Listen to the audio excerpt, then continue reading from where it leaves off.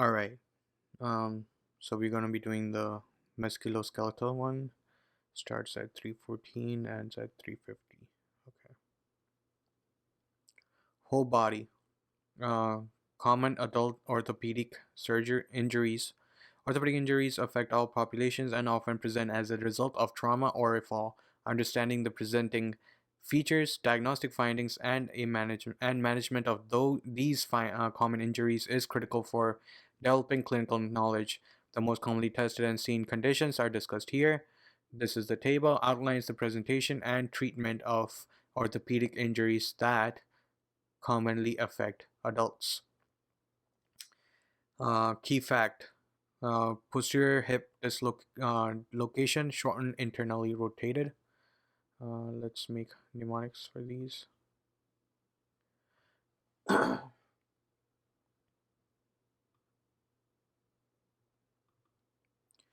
And so posterior hip dislocation causes shortened and internally rotated leg. Let's call it PIS.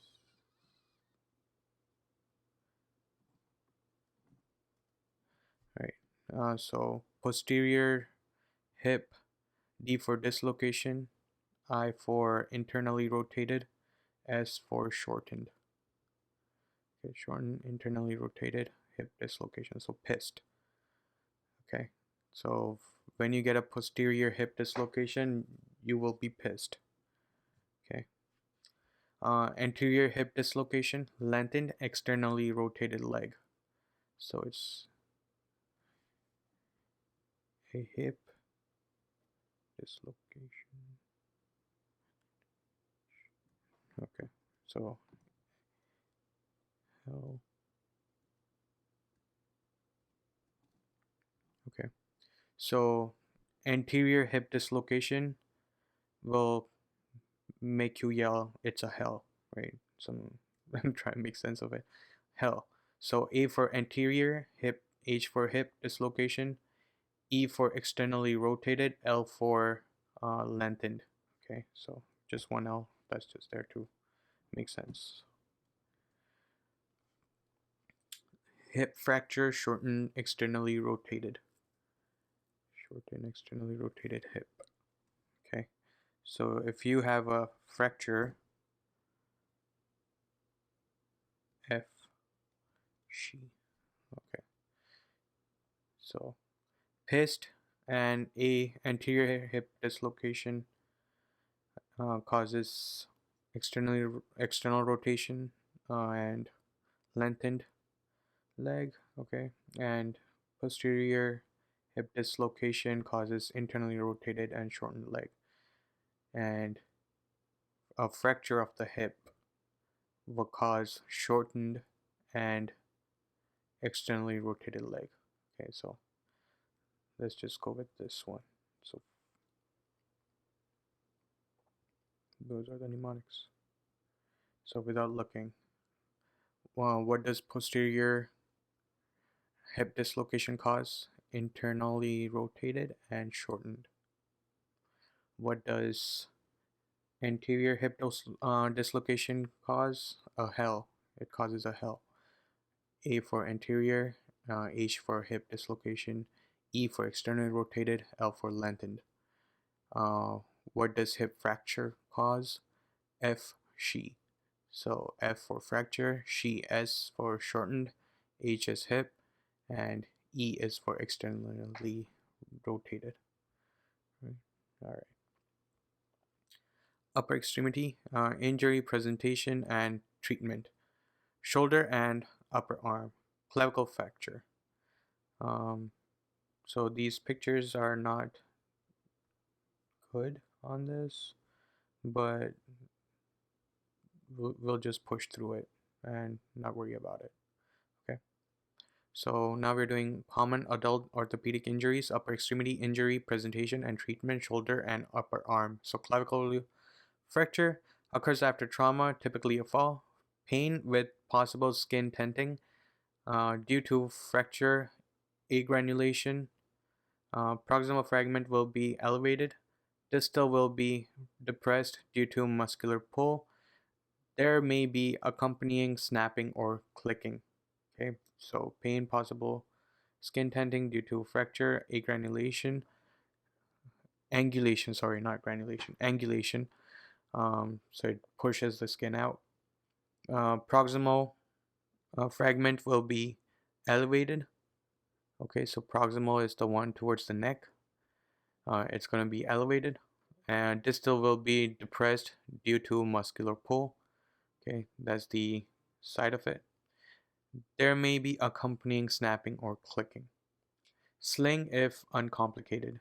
Surgery if fracture open, displaced with skin tenting or neurovascular compromise. So sling if uncomplicated, surgery if fracture is open and displaced with skin tenting or neurovascular compromise. Okay. All right. So I got the photos from my book, so we have a better idea of what's going on here. So clavicle fracture, that's what they mean over there, and the proximal area is supposedly elevated, and so it's this one. This is the proximal area. It's elevated, and distal area is depressed. Right. There may be accompanying snapping or clicking. Anterior dislocation, that's what this is. No, not that I can see much of it.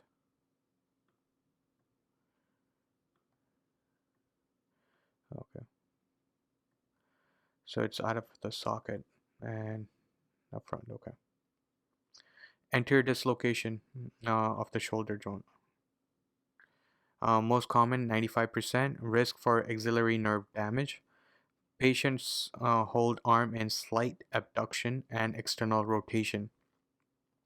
See this image. Posterior dislocation, rare, associated with seizure and electrocution. Patients hold arm in adduction and internal rotation. So usually this is the way you'll find it. It's abducted and externally rotated. Reduction followed by a sling and swath. Recurrent dislocations may need surgery. Okay, so first couple of times it's just sling, okay, and swath. Anterior rotator cuff tear. Acute onset anterior shoulder pain and weakness with abduction and external rotation of the humerus after fall on outstretched arm or in young athletes. Significant shoulder stiffness in patients with dermatomyositis. Diagnosis can be made clinically and it is confirmed with MRI. Okay. Significant shoulder stiffness in patients with dermatomyositis. Okay. So if they have dermatomyositis, they'll have this stiffness, okay? Or and this, okay. Rest and NSAIDs for minor injury, surgery of loss of active range of motion with preserved passive range of motion. Humerus fracture, direct trauma may lead to nerve injury if fractured proximally, axillary, midshaft, radial, or distally, which is median nerve, median or ulnar. Okay. So again, humerus fracture, if it's usually direct trauma. It may lead to nerve injury if fractured proximally. If it's proximal, it's going to affect the axillary nerve. If it's midshaft, it affects the radial nerve. And if it's distal, then it's median or ulnar nerve that it affects. Okay. And ulnar is medially, median is anterolaterally, I guess. Or was it behind?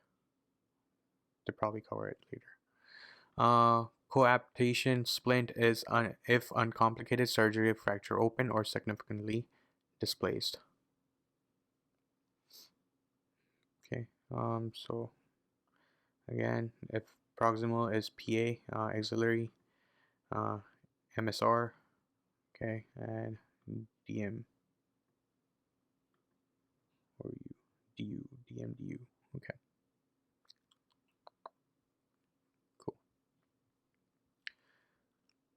Here we have same thing. We are discussing forearm now. This is the carpal bone. This is radius near the thumb side, and ulnar is on the medial side. And this is the humerus. Okay. If you have a fracture here, it's called the Gilazzi, and this is called Monteggia or Mentegia. Okay, proximal ulnar fracture, radius dislocation, this is Monteggia. And if you have distal radius fracture and ulnar dislocation, then it's Gilazia. G comes before M, so if it's G, D has the fracture and U has the dislocation. Okay. Sorry, DR, F, and UD. Okay. And this is PUF and RD. Just trying to remember these. Taking my time. Okay.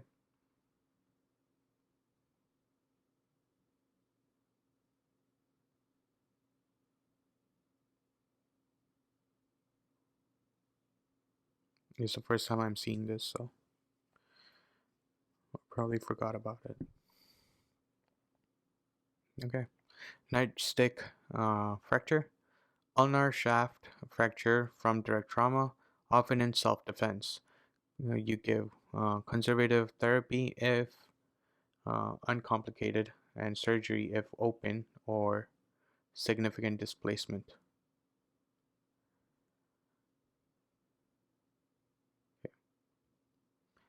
So Monteggia, we have a photo for that.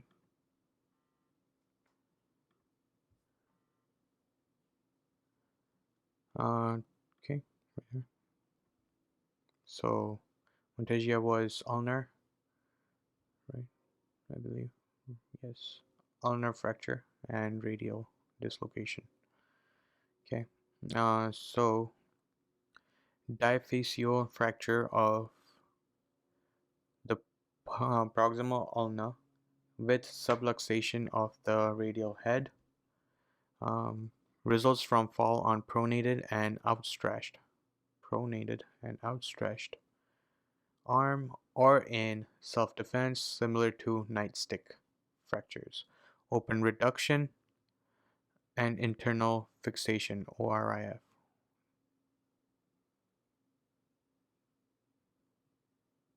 Of the shaft fracture and closed reduction of the radial head. Okay. So this is Gilazzi fracture.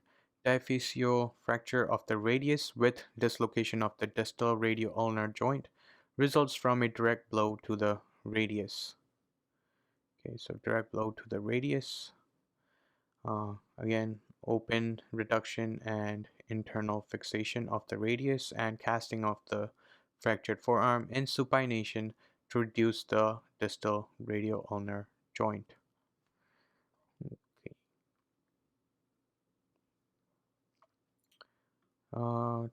Colles fracture. This is distal radius fracture. Results from a fall onto an outstretched hand. Whoosh. That is in dorsiflexion. Fall onto outstretched hand. Whoosh. Okay. That is in dorsiflexion. Dorsiflexion. Okay. Leading to a dorsally displaced.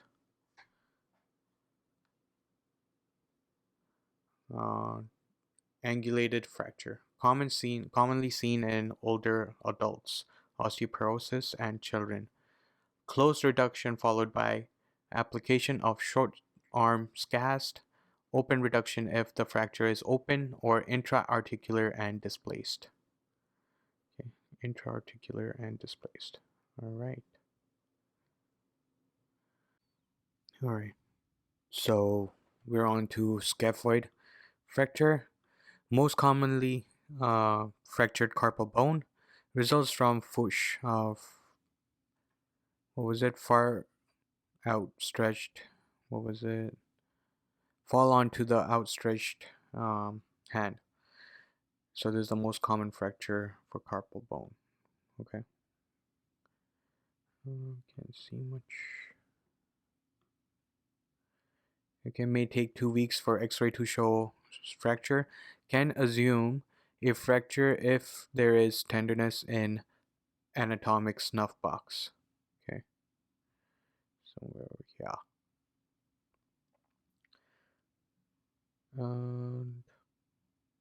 Thumb spica cast. Monitor with serial X-ray if displacement or non-union present. Treatment with ORIF. That was open reduction and internal fixation. Okay. If more than 1 mm displacement. Possibility for avascular necrosis to result from disruption of retrograde blood flow. Risk factors are proximal displaced or comminuted fracture, smoker status. Okay. Box's fracture, right there. Fracture of the 5th metacarpal neck caused by forward trauma of a closed fist, for example, punching a wall. Close reduction and splint. Surgeries extensively angulated and rotated. If excessively angulated, rotated, unstable, or more than 1 metacarpal is fractured. Okay. Equine tendonitis. Okay. This is the thumb texture one, right? New parents holding infant with outstretched thumb or frequent use of handheld device. Pain on Finkelstein test. Flexing thumb across palm and placing the wrist in ulnar deviation. So that will cause pain in this area. Okay. So this is extensor retiniculum, inflamed tendon sheath.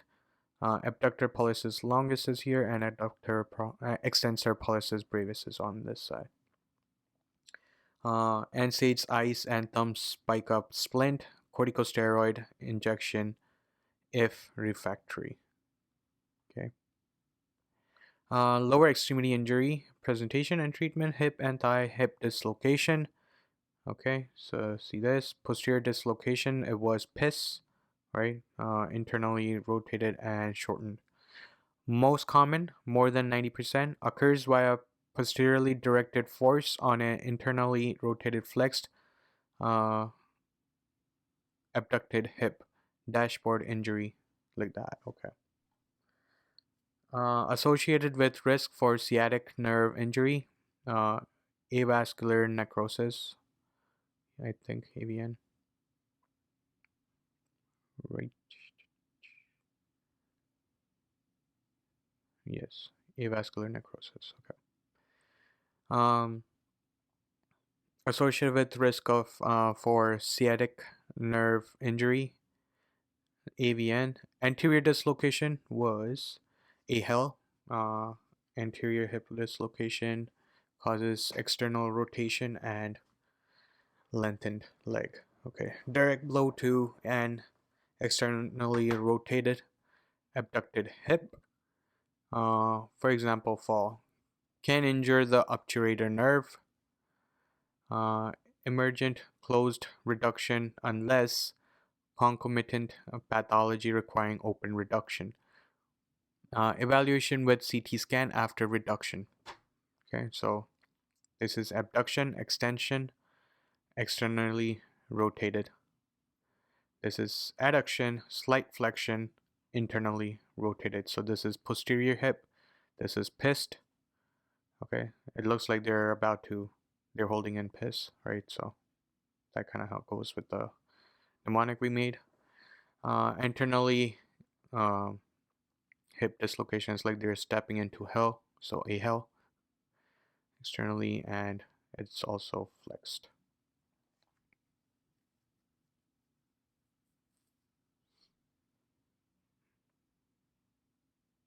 Okay. Hip fracture. Hip fracture was FSHE. Shortened hip fracture, externally rotated. So presentation is increased risk for with osteoporosis, presents with shortened and externally rotated leg, can be radiographically occult, so a good clinical history with negative x-ray warrants further evaluation with CT or MRI. Displaced femoral neck fracture associated with an increased risk for AVN and non-union, associated with deep venous thrombosis, involves acetabulum and or proximal intracapsular femur. Open reduction, internal, what was it? I keep forgetting. Internal fixation, open reduction and internal fixation. Okay. Increased likelihood for displaced femoral neck fracture to require hip hemiarthroplasty or total arthroplasty. Anticoagulation to decrease the likelihood of DVT. So, anticoagulation to decrease the likelihood of DVT from this. Okay, femoral fracture. That's the photo. Right there. Direct trauma increases risk with long-term bisphosphonate use. Complicated by fat emboli. Presents with fever changes in mental status, dyspnea, hypoxia, pitachi, and decrease in platelets, open reduction, internal fixation, irrigation, and debridement of open fractures. Okay, knee and leg. This is when you go towards yourself, pull towards yourself. It's anterior drawer test. ACL tear if it goes beyond expected range. Lachman test is for when you push the knee downwards and the leg upwards. That's Lachman test. That's ACL tear as well. Okay, it's similar, but this is 90-degree flexion, and this is 20 to 30 degree of flexion. In posterior drawer test, you push inwards. That's for PCL tear. Internal rotation is McMurray test, lateral meniscus, that's what it is. So if it goes beyond what is expected, so that is for lateral meniscus, okay. And hold on, valgus force is, oh, got it, okay. So valgus, since it has a L in it, that's for lateral force applied. So in valgus force, you come from outside and push inwards, or come from laterally and push the knee on the lateral side medially, right? That's what's happening. So valgus force is you push it inwards, and the leg you do external rotation, and that's how you check for medial meniscus. Whereas here you push from medial side towards the lateral side. That's called the varus force, and that is for, and you internally rotate the foot. This is for lateral meniscus. So whichever side you're pushing towards is what it checks. And yeah, okay. So knee ligament injuries present with immediate pain, significant swelling, instability, and hematoma. Anterior cruciate ligament injury results from non-contact twisting mechanism, forced hyperextension, or impact to an extended knee. Positive anterior drawer and Lachman test. Ruling out of a meniscal or medial collateral ligament, MCL injury. MCL injury equals positive valgus stress test. Lateral collateral ligament injury is positive varus stress test. Posterior cruciate ligament injury results from posteriorly diverted directed force on a flexed knee, like a dashboard injury. Positive posterior drawer test. Meniscal tears results from an acute twisting injury or a degenerative tear in older adult patients. Clicking and clicking, catching, or locking uh, possibly present. Sorry, clicking, catching, or locking possibly present. Exam shows joint line tenderness and a positive McMurray test. MRI diagnostic test of choice. Okay. ACL tear. ACL tear is the most commonly repaired ligament in the knee, which is done in symptomatic young patients. Older patients often treated non-operatively. Meniscus tear. Repair for younger patients with repairable tears or removable meniscectomy if repair fails. Removal in older patients with mechanical symptoms who do not respond to conservative treatment.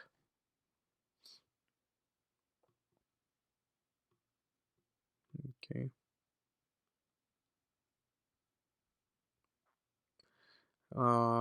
Tibial stress fracture. Point tenderness that worsens with activity, associated with malalignment, foot arch issues, and female athlete triad. Okay, so this is the triad: malalignment, foot arch issues, and female athlete. Differential diagnosis: shin splints, medial tibial stress syndrome, which are seen in more casual overweight athletes, and compartment syndrome. Initial x-rays can be negative. Non-operative treatment is activity modification and casting. Operative treatment is intramedullary nailing versus ORIF due to increased risk of non-union. Achilles tendon rupture presents with a sudden pop in the back of calf, more likely with decreased physical conditioning and ciprofloxacin use. Limited, okay, so ciprofloxacin use can cause this. Cool. Limited plantar flexion and a positive Thompson test. Okay, limited plantar flexion and a positive Thompson test. What is Thompson's test? It's pressure on the gastrocnemius leading to absent foot plantar flexion. In elite athletes, surgery followed by casting for quicker return to activity. In other cases, conservative management with casting. Okay. Popliteal Baker cyst rupture. Patella, femur, tibia, popliteal cyst is back here, and synovial space is here. Okay.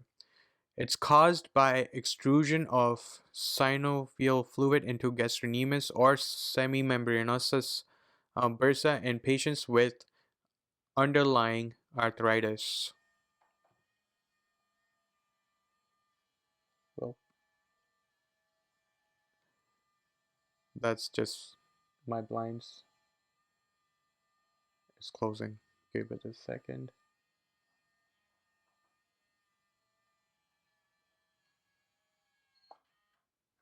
All right. That ruined my momentum. I'm gonna redo that. It's caused by extrusion of synovial fluid into gastrocnemius or semimembranosus bursa in patients with underlying arthritis. May present with painless bulge in popliteal space, acute calf pain, tibial nerve palsy, or crescent sign, ecchymosis at medial malleolus. Okay, so may present with painless bulge in popliteal space, acute calf pain, tibial nerve palsy, okay, or crescent sign, ecchymosis at medial malleolus. Okay, now ultrasound to rule out DVT, NSAIDs, and activity modification surgery if remains symptomatic. Ankle foot fracture, falling onto inverted and everted foot or everted foot. Differential diagnosis, ankle sprain, Ottawa ankle rules to determine if X-ray is necessary. Open reduction, internal fixation, if open, displaced, or unstable. Calcaneal stress fracture, pain at the base of posterior foot, reducible with compression of the calcaneus. Conservative, including activity modification, is the treatment. Metatarsal stress fracture. Okay, so metatarsal stretch fracture. Increased risk with repetitive activities, female athlete triad, or rapid increase in activity like military recruits. Second metatarsal most commonly injured. Conservative treatment unless fifth metatarsal is injured due to increased non-union risk. Treated with ORIF or casting. Okay, and water break.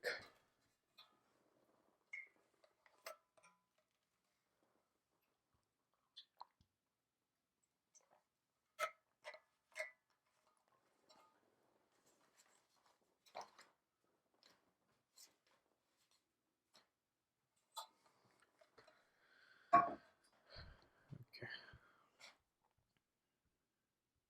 and the unhappy triad involving the anterior cruciate ligament, medial meniscus.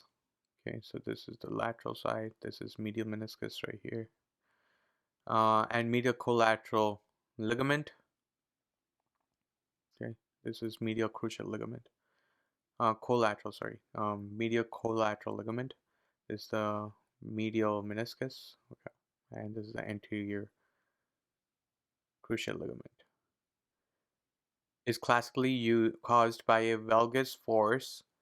At the valgus is the lateral one. At the knee on a planted foot. LCL, lateral collateral ligament. LM, lateral meniscus. PCL is posterior cruciate ligament. Okay. So what is Ottawa ankle thing? We read it over here. Where did we read it?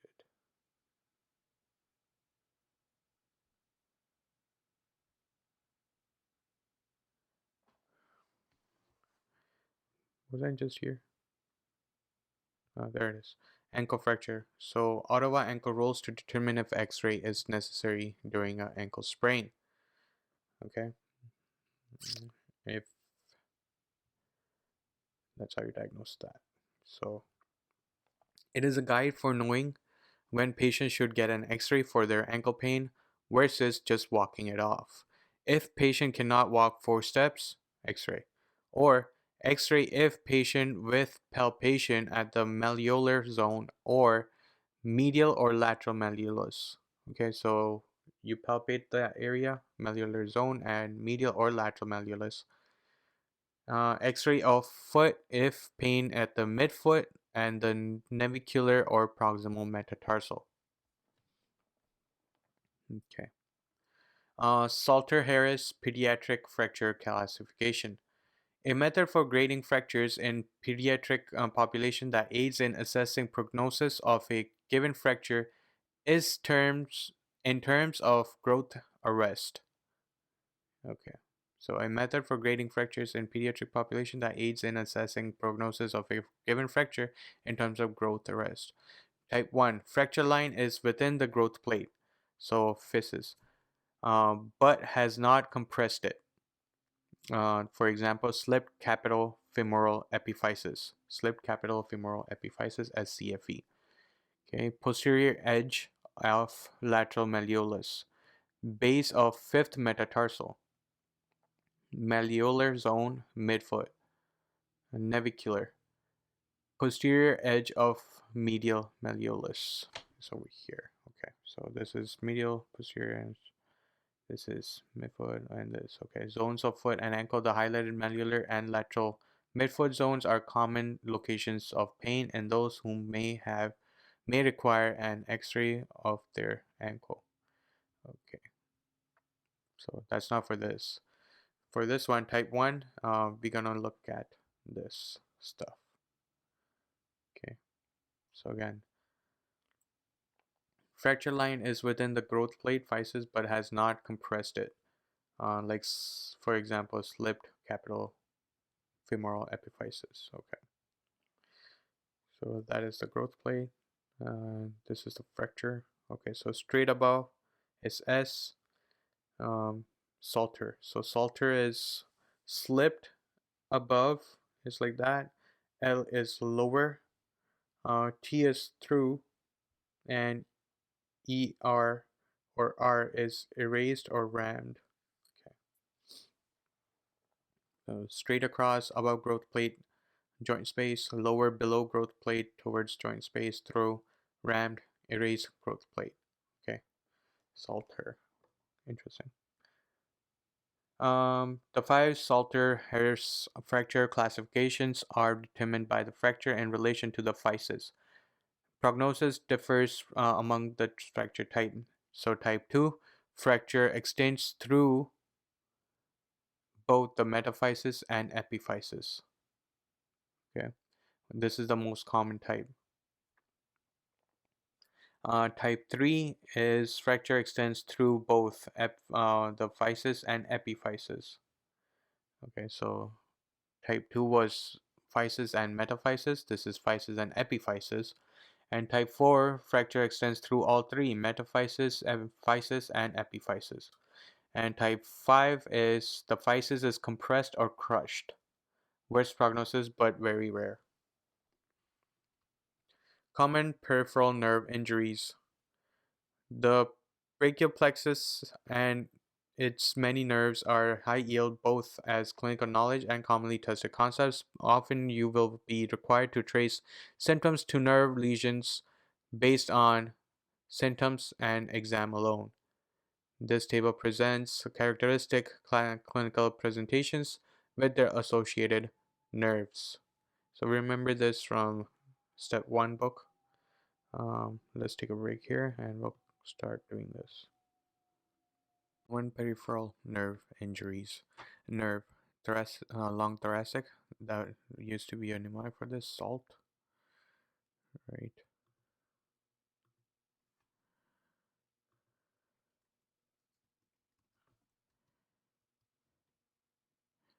Serratus anterior long thoracic, right? It causes winging of scapula.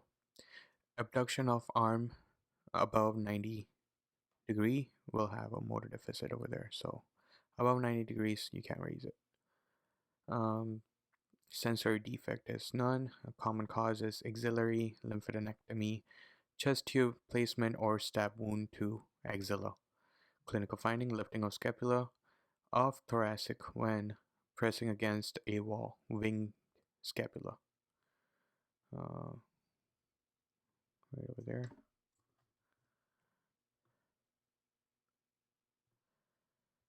Okay.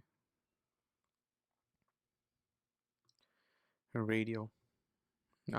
Wrist, finger, and thumb extension. If you have a damage, injury in radial nerve, again, motor deficit is in wrist, finger, and thumb extension. Thumb extension is the important one, I think. Okay, so you can't do that stuff. Sensory defect is going to be dorsal forearm and hand. First 3.5 fingers. Okay. Common cause is mid-shaft humeral fracture, prolonged compression at level of humerus, like Saturday night palsy, proximal, radial head subluxation, and repetitive pronation or supination, distal. Okay. Clinical finding is wrist drop and sensory deficits, proximally. Finger drop without sensory deficit is distal.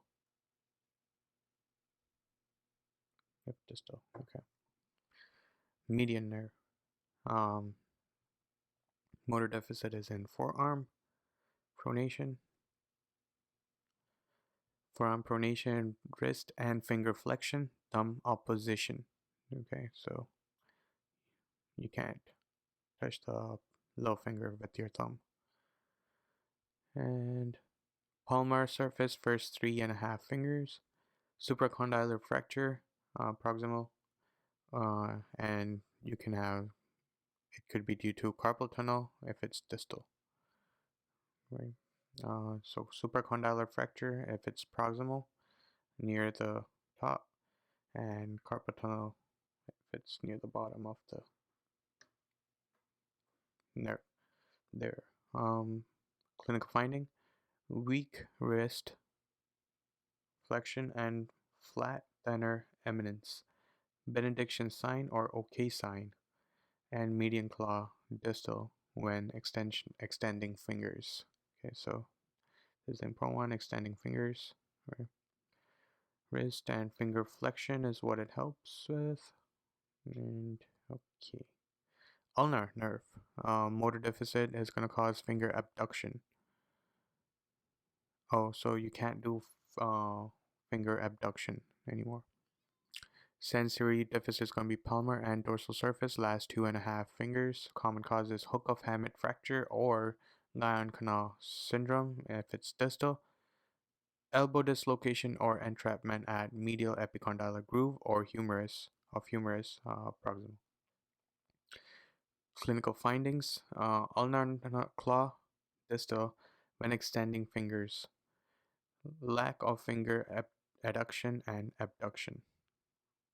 Okay. Musculocutaneous, elbow flexion, forearm supination.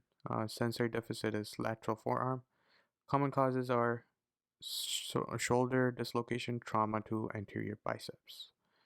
Okay, and clinical finding is absent bicep reflex, weak elbow and shoulder flexion. So musculoskeletal cutaneous, again, elbow flexion, forearm supination, lateral forearm is when you get sensory deficit.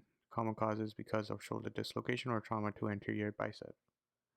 And absent bicep reflex, weak elbow and shoulder flexion. All right. Axillary nerve, arm abduction. That's what it's used for. And sensory deficit is decreased sensation over the deltoid, regimental badge area, anterior shoulder dislocation, fracture of the surgical neck of the humerus, difficult abduction beyond 15 degrees and flattened deltoid, common perineal, dorsiflexion and eversion, okay, and dorsal foot and lateral leg. It was PED and right, so PED perineal is eversion and dorsiflexion, and then there was TIP, TIP, plantar flexion and inversion. So PED, eversion, dorsiflexion, dorsal foot, and lateral leg is sensory deficit in that area.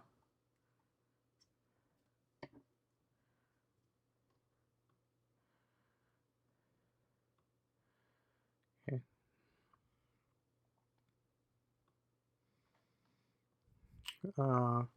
Common cause is knee dislocation, prolonged immobilization, cross leg trauma up to the fibula, and clinical finding is that foot drop. Okay. So dorsiflexion and eversion is the deficit. Superior gluteal nerve, motor deficit is going to be hip abduction, sensory deficit is none. Hip abduction, okay. Common causes weakness of gluteus medius or minimus muscles. Clinical finding is dropping of contralateral pelvis below horizontal while walking. Right, that's the Trendelenburg sign. Image C right here.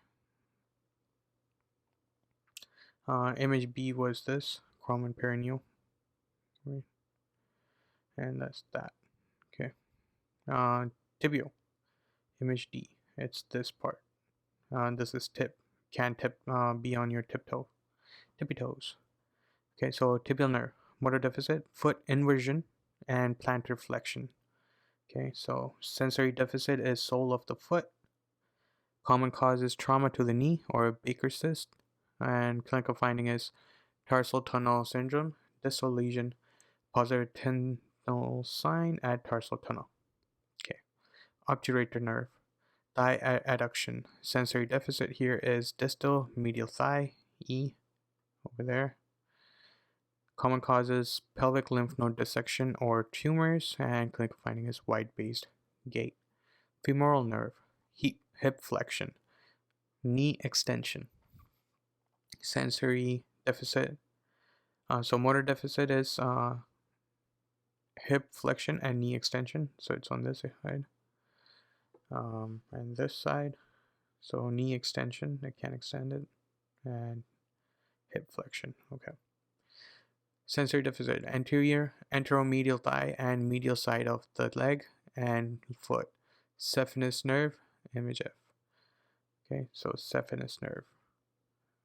Common cause is direct injury or trauma, prolonged pressure on nerve, for example, lithotomy or positioning. Lithotomy positioning, okay.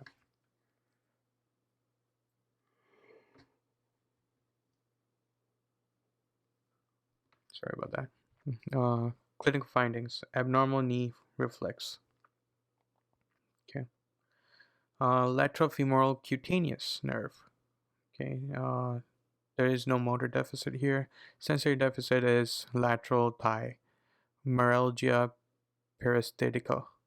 Common causes iatrogenic compression, surgeries, IVC filter replacement, obesity, or tight clothing. Clinical finding is abnormal thigh sensation. Okay. And on to radial nerve, ulnar nerve, median nerve.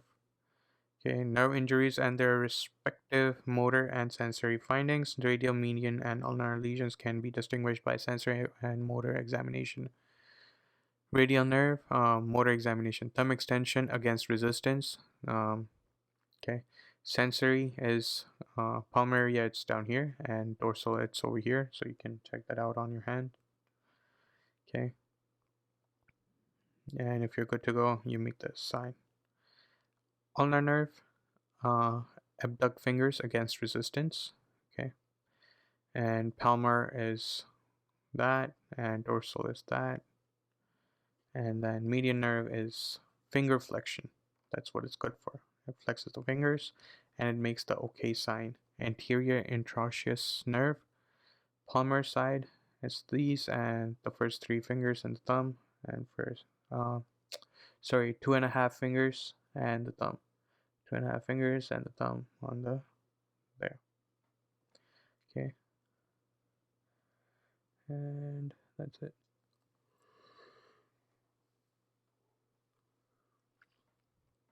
Key fact: median nerve injury leads to the benediction sign caused by an inability to close the first through third digits.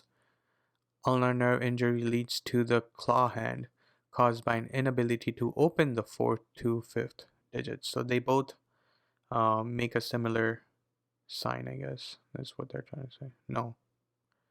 There's inability to open the fourth and fifth. I'm guessing they'll show us that somewhere. Nope. I guess not. Okay. Okay. Complex regional pain syndrome. A pain syndrome accompanied by loss of function and autonomic dysfunction, usually occurring after trauma, not linked to nerve injury. The disease has 3 phases. Acute traumatic. This is development of pain. 2 is dystrophic, progression of soft tissue edema, muscle wasting. And 3rd is atrophic. This is limited movement, contracted digits, trophic skin. Radiograph shows severe demineralization of bones.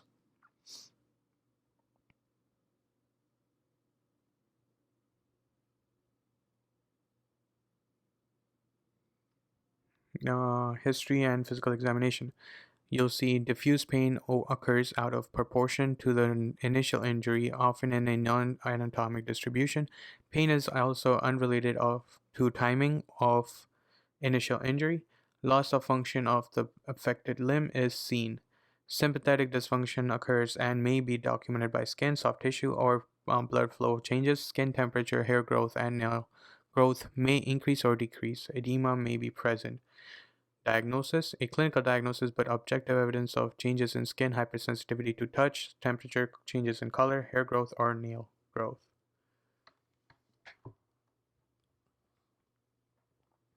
Okay, treatment is initial treatment consists of a triad of NSAIDs along with physical and occupational therapies. Other adjuvant medications include oral corticosteroids, low-dose tricyclic antidepressants, gabapentin, pregabalin, and calcitonin. No oral medications are consistently effective. Chemical sympathetic blockade may relieve symptoms. Referral to a chronic pain specialist is appropriate for complicated cases. Okay, referral to chronic pain specialist is appropriate for complicated cases. We have comparison of median and ulnar nerve lesions. Median ulnar nerve injuries can be distinguished from each other on examination of range of motion. Digit flexion and extension will display classic symptoms for each nerve injury. Okay. So axillary nerve back there. We already went through all of these, so just take a look at that. This area right here is axillary. This is radial nerve, and this is medial branch. This is intercostal brachial nerve. This is musculocutaneous nerve. This is medial antebrachial cutaneous nerve, radial nerve over there. That supplies there, and ulnar nerve supplies here, medial nerve there, radial nerve there, and on the back side of your hand, radial nerve over there, medial nerve over there, and ulnar nerve over there. Comparison of median and ulnar nerve lesions. Median and ulnar nerve injuries can be distinguished from each other on examination of range of motion. Digit flexion and extension will display classic symptoms for each injury, nerve injury, right? Okie dokie. Osteosarcoma. Although a rare tumor, osteosarcoma is the most common primary malignancy of bone in children and adolescents. Okay, so in children and adolescent, most common primary malignancy of bone in children and adolescents. It tends to occur in metaphyseal region of the distal femur, proximal tibia, and proximal humerus, and it often metastasizes to the lungs. Bimodal age distribution occurs in young adults and patients more than 65 years of age. Risk factors for older patients are radiation, Paget disease, Li-Fraumeni syndrome, and familial retinoblastoma. Okay, that's the anemia one, right? I think so. History and PE. On osteosarcoma manifests with progressive and eventually intractable pain that worsens at night. Constitutional symptoms such as fever, weight loss, and night sweats may be present. Erythema and enlargement over the site of the tumor may be seen. A 55-year-old man with a history of prostate cancer presents with low back pain and bilateral weakness. On examination, he is found to have point tenderness on the lumbar spine and decreased sensation in his legs. What is the best next step? It's MRI or what? The best next step would be to obtain an MRI. MRI is the best step study, but preventing permanent neurologic disability is the priority. Remember to consider multiple myeloma, which can present most identically. Treatment is to administer steroids to relieve spinal cord compression resulting from likely bone metastasis.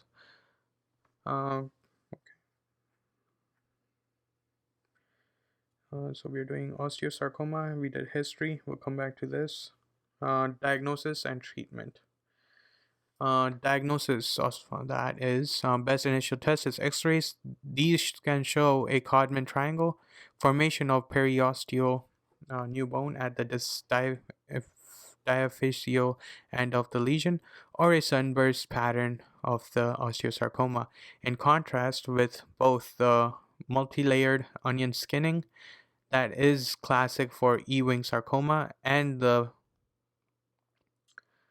Soap bubble appearance of giant cell tumor of bone.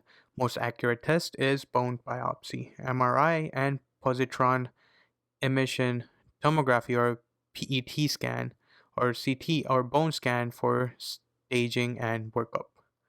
Treatment here is limb sparing surgical procedures. Okay, limb sparing surgical procedures. So, okay, no amputation, I guess. And preoperative and postoperative chemotherapy. For example, methotrexate, doxorubicin, cisplatin, ifosfamide, and amputation possibly necessary. Septic arthritis, an infection of the joint space that typically occurs after open injury or bacteremia. Uh, History and physical examination presents as a warm, red, immobile joint. Palpable effusion may also be present. Fever and chills can. Oh, we gotta go back up here. Alright, so let's go through the common bone tumors. Alright, common bone tumors, benign tumors, disease. Classic findings, key history findings, treatment. Enchondroma. This is imaging via X-ray of lytic lesion on hand or foot. Key history findings. Young adult with family history of Ollier disease or Mufachi syndrome. Monitoring with serial X-ray. I have no idea what those are, but we'll figure it out on UWorld. Okay. But we know what that is, so we should be fine. Giant cell tumor. This is soap bubble finding on X-ray. Young adult Paget disease of bone.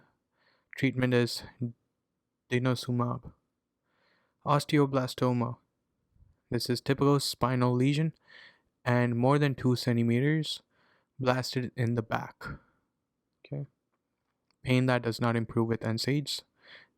And resection with or without chemotherapy, radiation depending on margins. Osteochondroma projects out of the growth plate. Young males less than 25 years of age may be incidental finding. Monitoring with serial X-rays. Osteoid osteoma is the donut one. There's an O and an O inside it. So it's fibula, tibia, or other long bones, typically small, less than 2 centimeters, young males, less than 25 years of age, and no improvement in pain with NSAIDs, conservative management, resection if refractory, or patient cannot tolerate NSAIDs.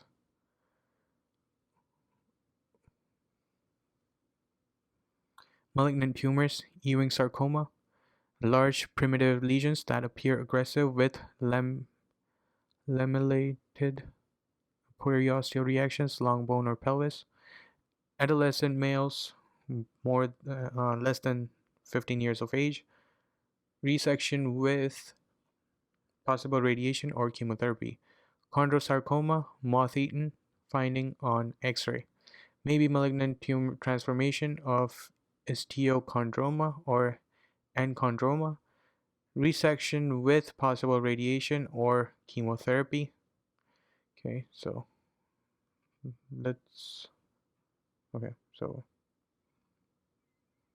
osteosarcoma, Codman triangle or sunburst appearance on X-ray. Teenager or older adults, and history of Paget disease of bone, radiation, resection, and chemotherapy. Let me just go back to first aid and go to that section. Healing.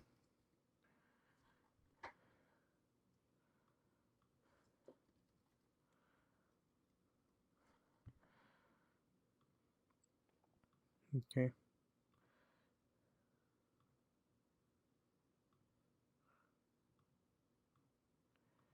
So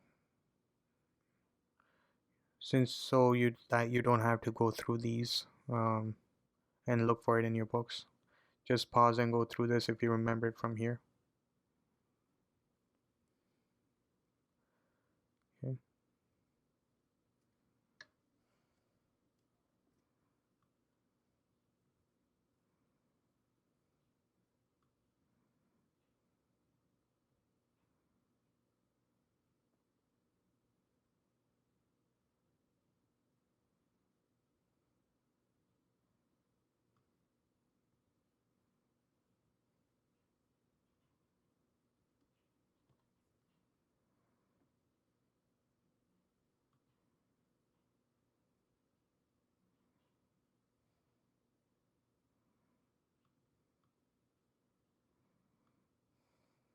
All right, that and this. Okay, that should help you with that. Moving on. The most common benign bone tumor is an osteochondroma. It commonly presents as a painless mass and does not typically require treatment, just serial monitoring with x-rays. Septic arthritis, an infection of the joint space that typically occurs after open injury or bacteremia. History and PE presents as a warm red, immobile joint, palpable effusion, may also be present. Palpable effusion. Okay. Fevers and chills can be seen if the patient is bacteremic. Intense pain with brief joint movements. Short arc sign is pathognomic. Typically unable to bear weight. Prosthetic joints greatly increase risk. Other risk factors include recent trauma, underlying joint disease, for example, gout, rheumatoid arthritis, or osteoarthritis, older age, recent articular injections, and bacteremia from endocarditis or intravenous IV drug use. So, although we can't see it, we can read about it. Malignant bone tumors. This photo is osteosarcoma. X-ray of the femur shows the typical sunburst appearance. Ewing sarcoma. X-ray of the left hip shows characteristic onion skinning in proximal femur arrowhead. Okay. And diagnosis for septic arthritis is most accurate test is joint aspiration. This table and this figure. Septic arthritis, WBC count is more than 50,000. Positive for gram stain or positive for fluid culture. Most common organisms, Staphylococcus, Streptococcus, and gram-negative rods. Treatment here is empiric ceftriaxone and vancomycin initially until culture test results. So you start with ceftriaxone and vancomycin until results come in. Then modification of therapy for specific organisms. Septic arthritis is considered a surgical emergency. Septic joints are considered as surgical emergencies and are treated with joint drainage or debridement. Delay in treatment may lead to permanent joint destruction. Okay, this is giant cell tumor of the bone. Note the subbubble appearance at the proximal end of the tibia. Synovial fluid analysis. Normal, non-inflammatory, inflammatory, septic. So color and normal. So let's go through the normal ones. In normal, you'll have clear, viscosity is high, WBC is going to be less than 200, neutrophil is going to be less than 25, and glucose is going to be equal to whatever glucose is in the serum. In non-inflammatory, color is going to be yellow, viscosity is high, WBC is going to be 0 to 1000, neutrophil is still going to be less than 25, and glucose is also going to be equal to serum. In inflammatory, this is a joint affected by inflammatory arthritis can become secondarily infected as well. So color here is yellow, viscosity is going to be low. Okay. WBC is going to be over 10,000 to up to 100,000. Polymorphonuclear leukocytes are going to be more than 50 or more, and glucose is going to be more 25 or more. Crystal analysis for gout versus pseudogout. Okay. And in septic, color is yellow-green, viscosity is variable, WBC is going to be between 10,000 to 100,000. PMNs are going to be more than 75.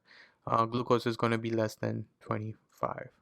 Key fact here, any patient presenting with a red, hot, and swollen joint should have joint aspiration, arthrocentesis to rule out septic arthritis. Aspiration and arthrocentesis. So a question, a 15-year-old youth presents with several months history of pain in the upper part of his thigh. The pain is worse at night. A plain film shows a small loosened nidus with what over-the-counter remedy is indicated. Small loosened nidus. Okay, this adolescent is likely presenting with osteoid osteoma, a benign bone-forming tumor characterized by prostaglandin formation. Relief of pain is thus often achieved with NSAIDs, and tumors may resolve on their own, but surgical removal of the nidus may be necessary for symptom relief. Okay, osteoid osteoma. Young males and no improvement in pain with NSAIDs. Key history finding. So I don't know why they suggest giving it, but conservative management, resection if refractory or patient cannot tolerate NSAIDs. Okay, fine.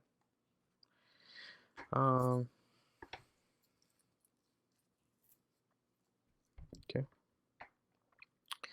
Arthrosynthesis.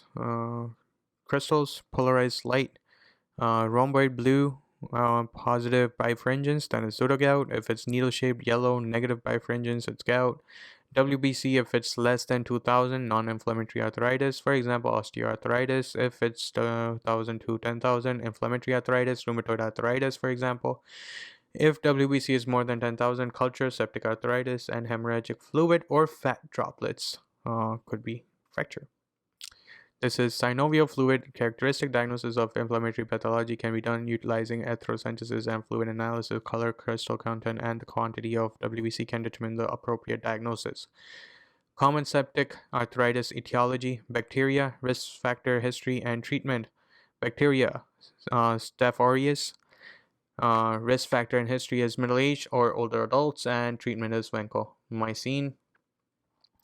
And gonorrhea, young adults sexually active due to disseminated gonococcal infection via hematogenous spread, STD, synovitis, tenosynovitis, and dermatitis. This is a good mnemonic for this. Third generation cephalosporin is what you give. Okay. H influenza, age less than 2 years of age, sickle cell. Third generation cephalosporin again. Salmonella, sickle cell. Third generation cephalosporin again. Key fact: in sexually active individuals with joint pain, consider the diagnosis of gonococcal septic arthritis, Neisseria, gonorrhea.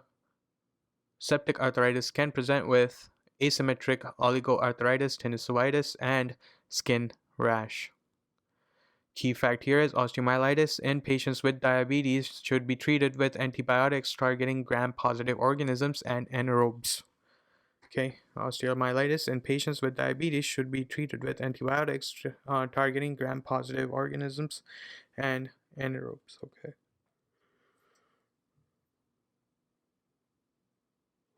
Sorry. Osteomyelitis. Bone infection caused by direct spread from a soft tissue infection. 80% of cases is most common in adults, whereas infection caused by hematogenous seeding, 20% of the cases is more common in children. Metaphysis of the long bone and patients who use injectable drugs for vertebral bodies. Common pathogens are outlined in this table. Patients' characteristics are important to keep in mind as they can clue you in to commonly associated pathogens. History and physical examination. Presents with localized bone pain and tenderness along with warmth, swelling, erythema, and limited motion of the adjacent joint. Systemic symptoms, fever, chills, and purulent drainage may be present. Diagnosis lab, increase in WBC count, increase in erythrocyte sedimentation rate, that is usually due to inflammation as well. And C-reactive protein again, that is because of inflammation as well. Blood culture may be positive. Okay. Common pathogens and osteomyelitis. If no risk factors, always think it's Staph aureus. If they're IV drug use, then Staph aureus or Pseudomonas. If they have sickle cell disease, always think Salmonella. If they had a hip replacement, again, epidermidis. We know this from step 1, right? Coagulase negative staphylococcus and novobiocin, negative, right? Foot puncture wound, Pseudomonas. Okay, so if they have foot puncture wound, think Pseudomonas because of osteomyelitis. Chronic. If it's chronic osteomyelitis, then think Asorius, Pseudomonas, or Enterobacteriaceae. Diabetes mellitus, polymicrobial. or Pseudomonas staph aureus, Streptococcus, and anaerobes. Okay. Imaging for osteomyelitis is X-rays are often negative initially but may show periosteal elevation within 10 to 14 days. Bone scans are sensitive for osteomyelitis but lack specificity. MRI, the test of choice, will show increased signal in the bone marrow and often associated with soft tissue infection. Most accurate test, bone aspiration with gram stain and culture. However, clinical diagnosis made by probing through the soft tissue to bone is usually sufficient, and aspiration carries a risk for infection. Okay.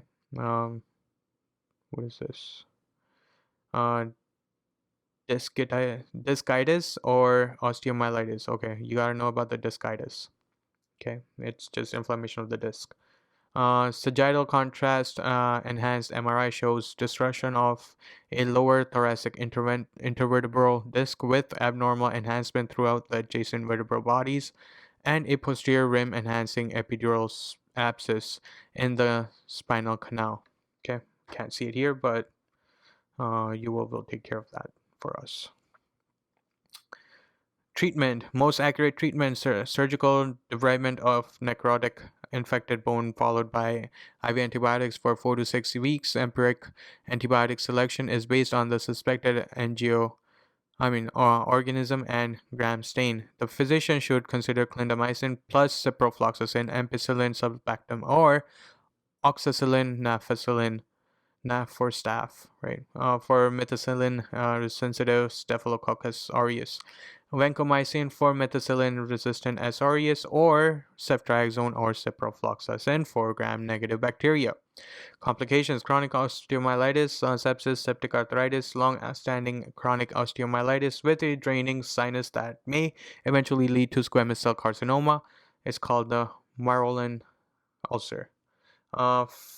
Key fact: penicillin and cephalosporin have minimal cross-reactivity. If a patient had an allergic rash to penicillin, cephalosporins are considered safe. If a patient had an anaphylactic reaction or developed angioedema while on penicillin, use a non-beta-lactam antibiotic. Okie dokie. Question: an 11-year-old boy with a history of multiple hospitalization for pain crisis, all related to his sickle cell anemia, presents with fever and severe pain in his right hand. Physical examination shows an area of redness, tenderness, and swelling near the right second metacarpal. Lab result shows leukocytosis and an elevated erythrocyte sedimentation rate. MRI shows an area of increase in intensity in the painful area.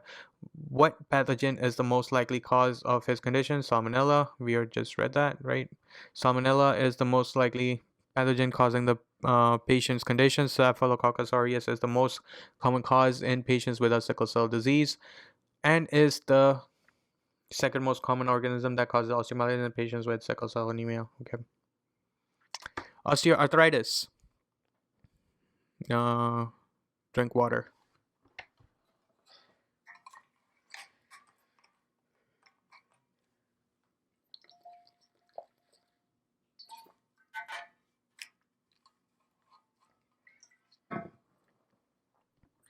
Osteoarthritis, a common chronic non-inflammatory arthritis of the synovial joint, characterized by deterioration of the articular cartilage and osteophyte bone formation at the joint surfaces. Risk factors include age, female sex, prior joint trauma, malalignment, sedentary lifestyle, plus family history, obesity, and history of joint trauma.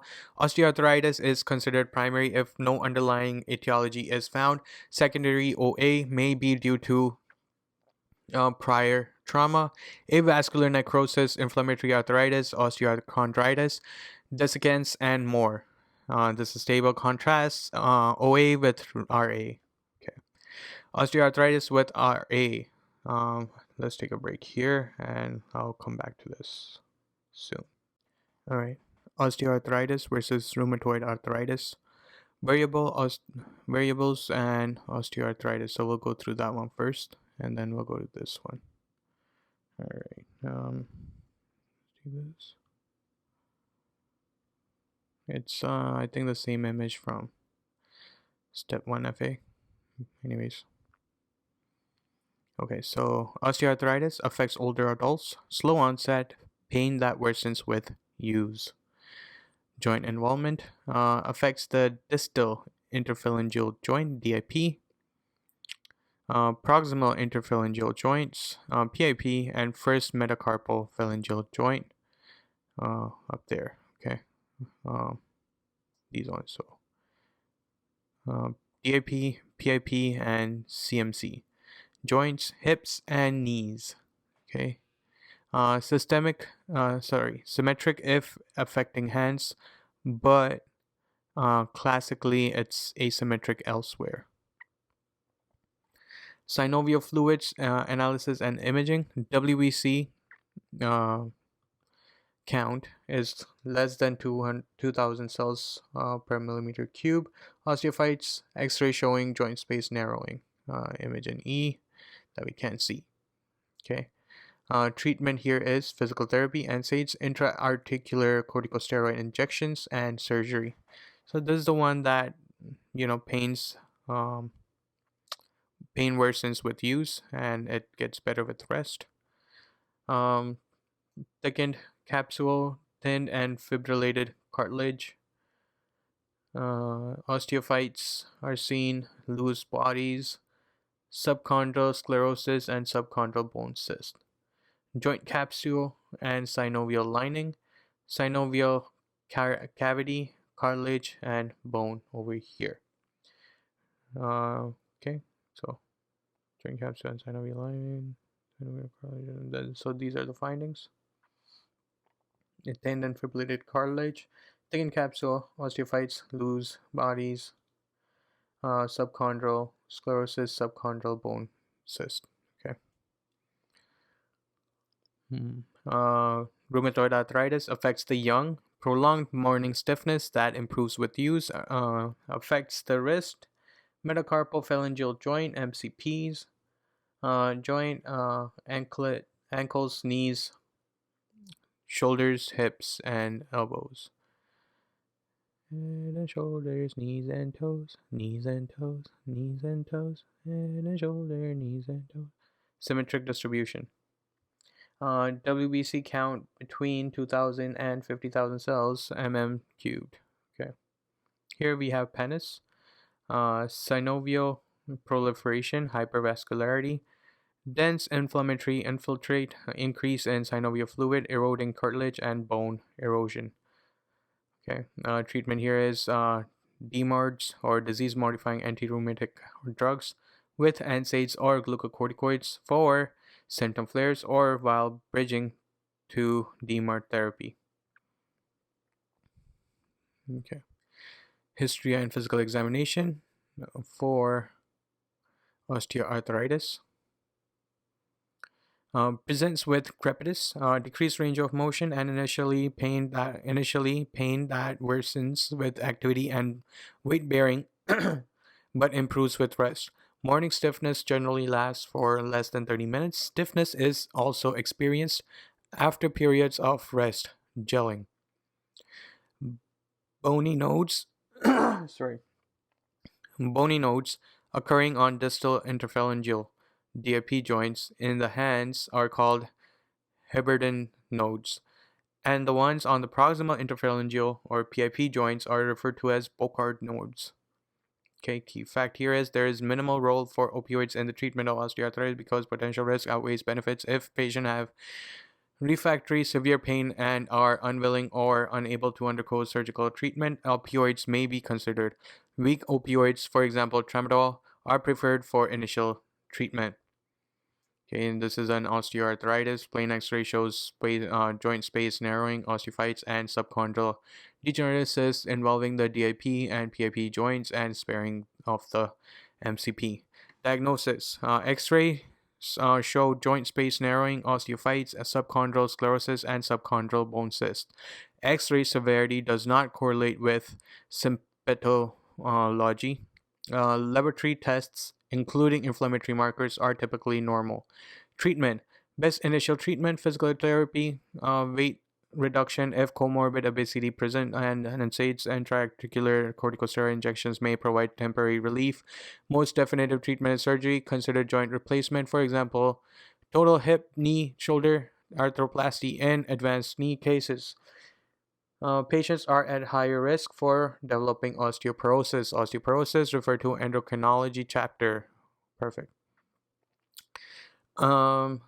Key fact.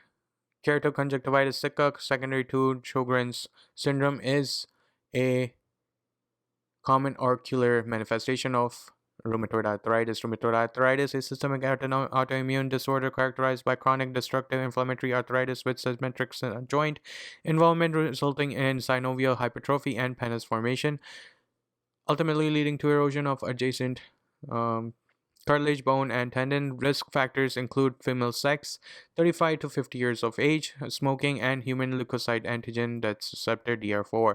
History and physical examination. Insidious onset of prolonged morning stiffness, more than 30 minutes, occurs along with painful warm swelling of polyarticular symmetric joints, wrist, metacarpophalangeal joints, PIP joints of hands, ankles, knees, shoulders, hips, and elbows for more than 6 weeks. Rheumatoid nodules may form at bony prominences and near joints affected by the disease. In advanced disease, ulnar deviation of the fingers is seen with MCP joint hypertrophy. Rheumatoid arthritis also presents with ligament and tendon deformation, for example, swan neck and Botner's deformities. Vasculitis, atlantoaxial subluxation, increase in intubation risk, and keratoconjunctivitis sicca if accompanying Sjogren syndrome is present. Rheumatoid arthritis typically spares the lumbosacral spine. Okay. Key fact here is rheumatoid arthritis associated syndromes, Felty syndrome, RA, splenomegaly, and neutropenia. These are the triad for Felty syndrome. And Kaplan syndrome is rheumatoid arthritis, pneumoconiosis, and lung nodules. Okay. Another key fact is that distal DIP joint is spared in rheumatoid arthritis compared to osteoarthritis and psoriatic arthritis where the DIP is involved. Diagnosis. Diagnostic criterion need more than 6 points. Increased rheumatoid factor. Sorry. Water. Drink water.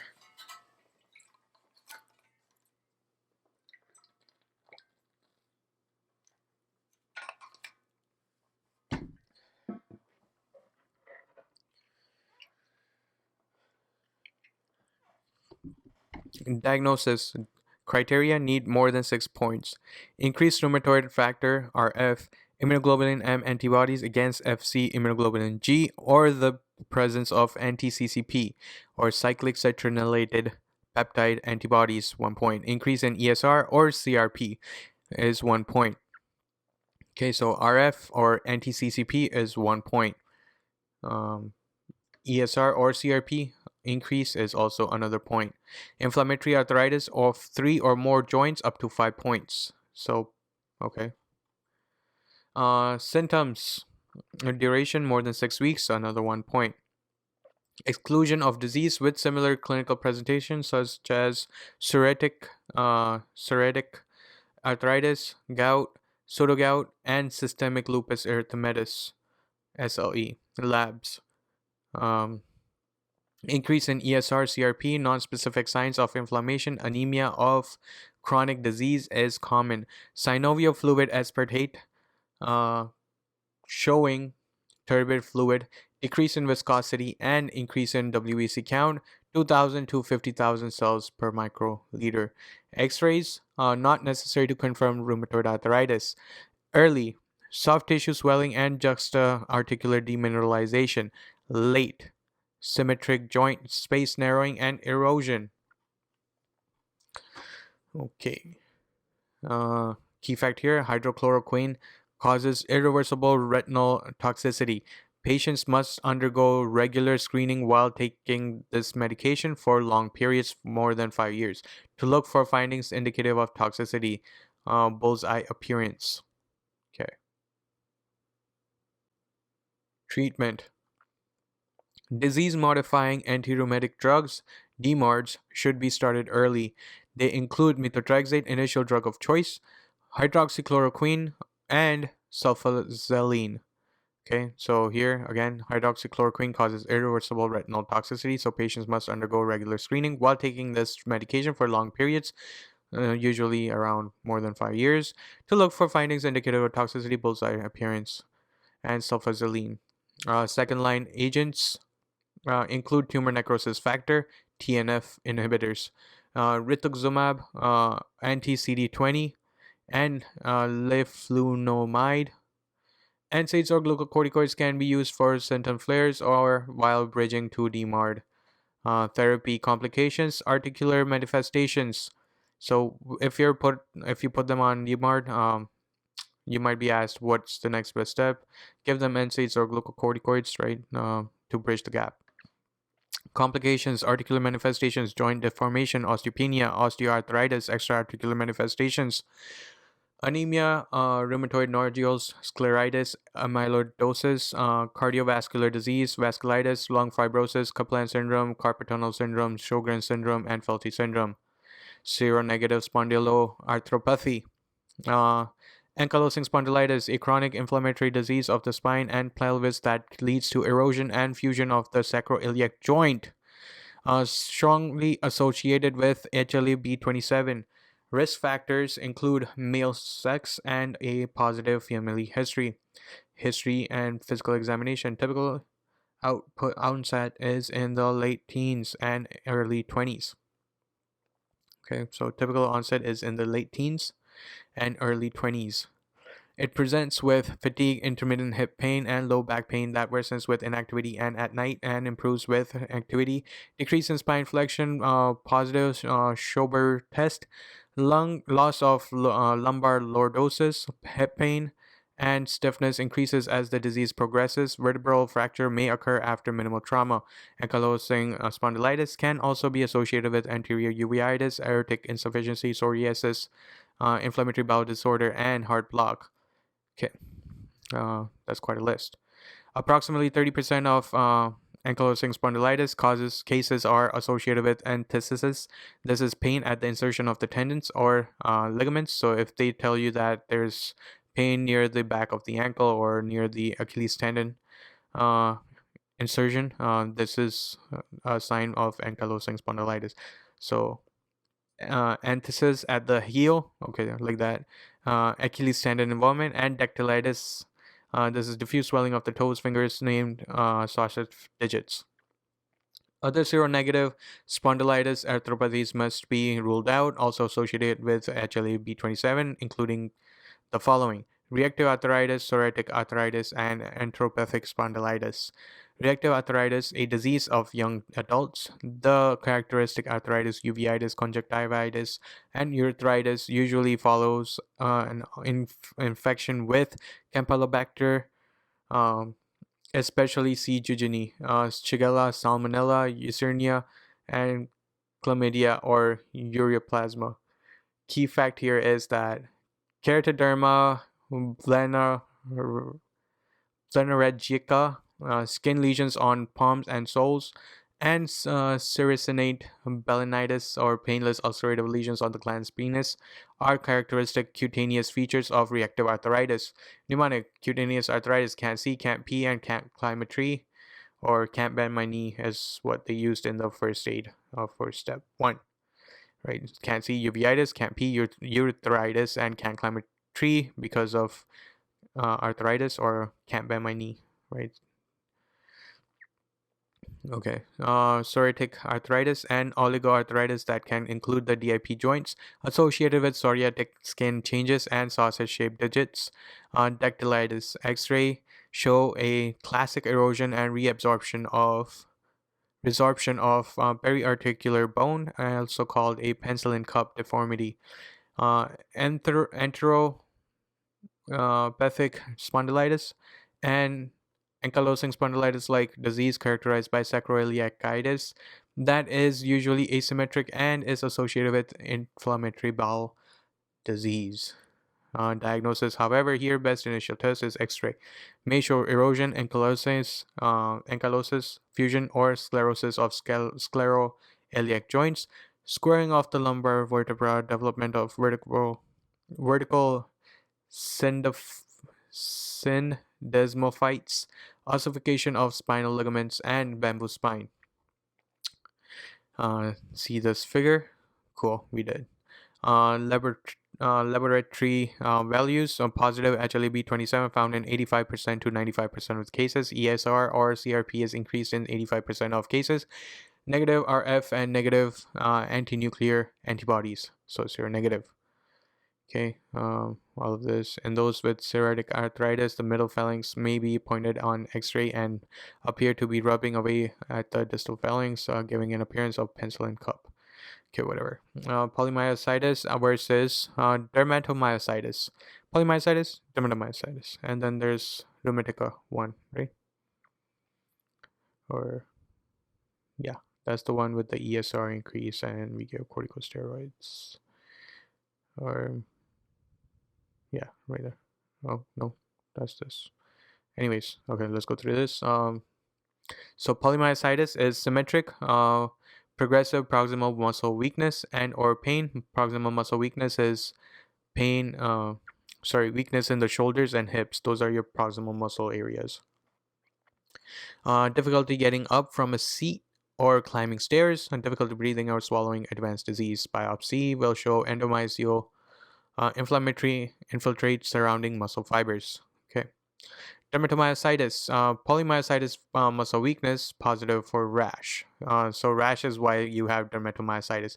If you don't have rash or any skin soliloquies, then it's probably just polymyositis. But if you have skin consequences, then it's going to be with dermatomyositis.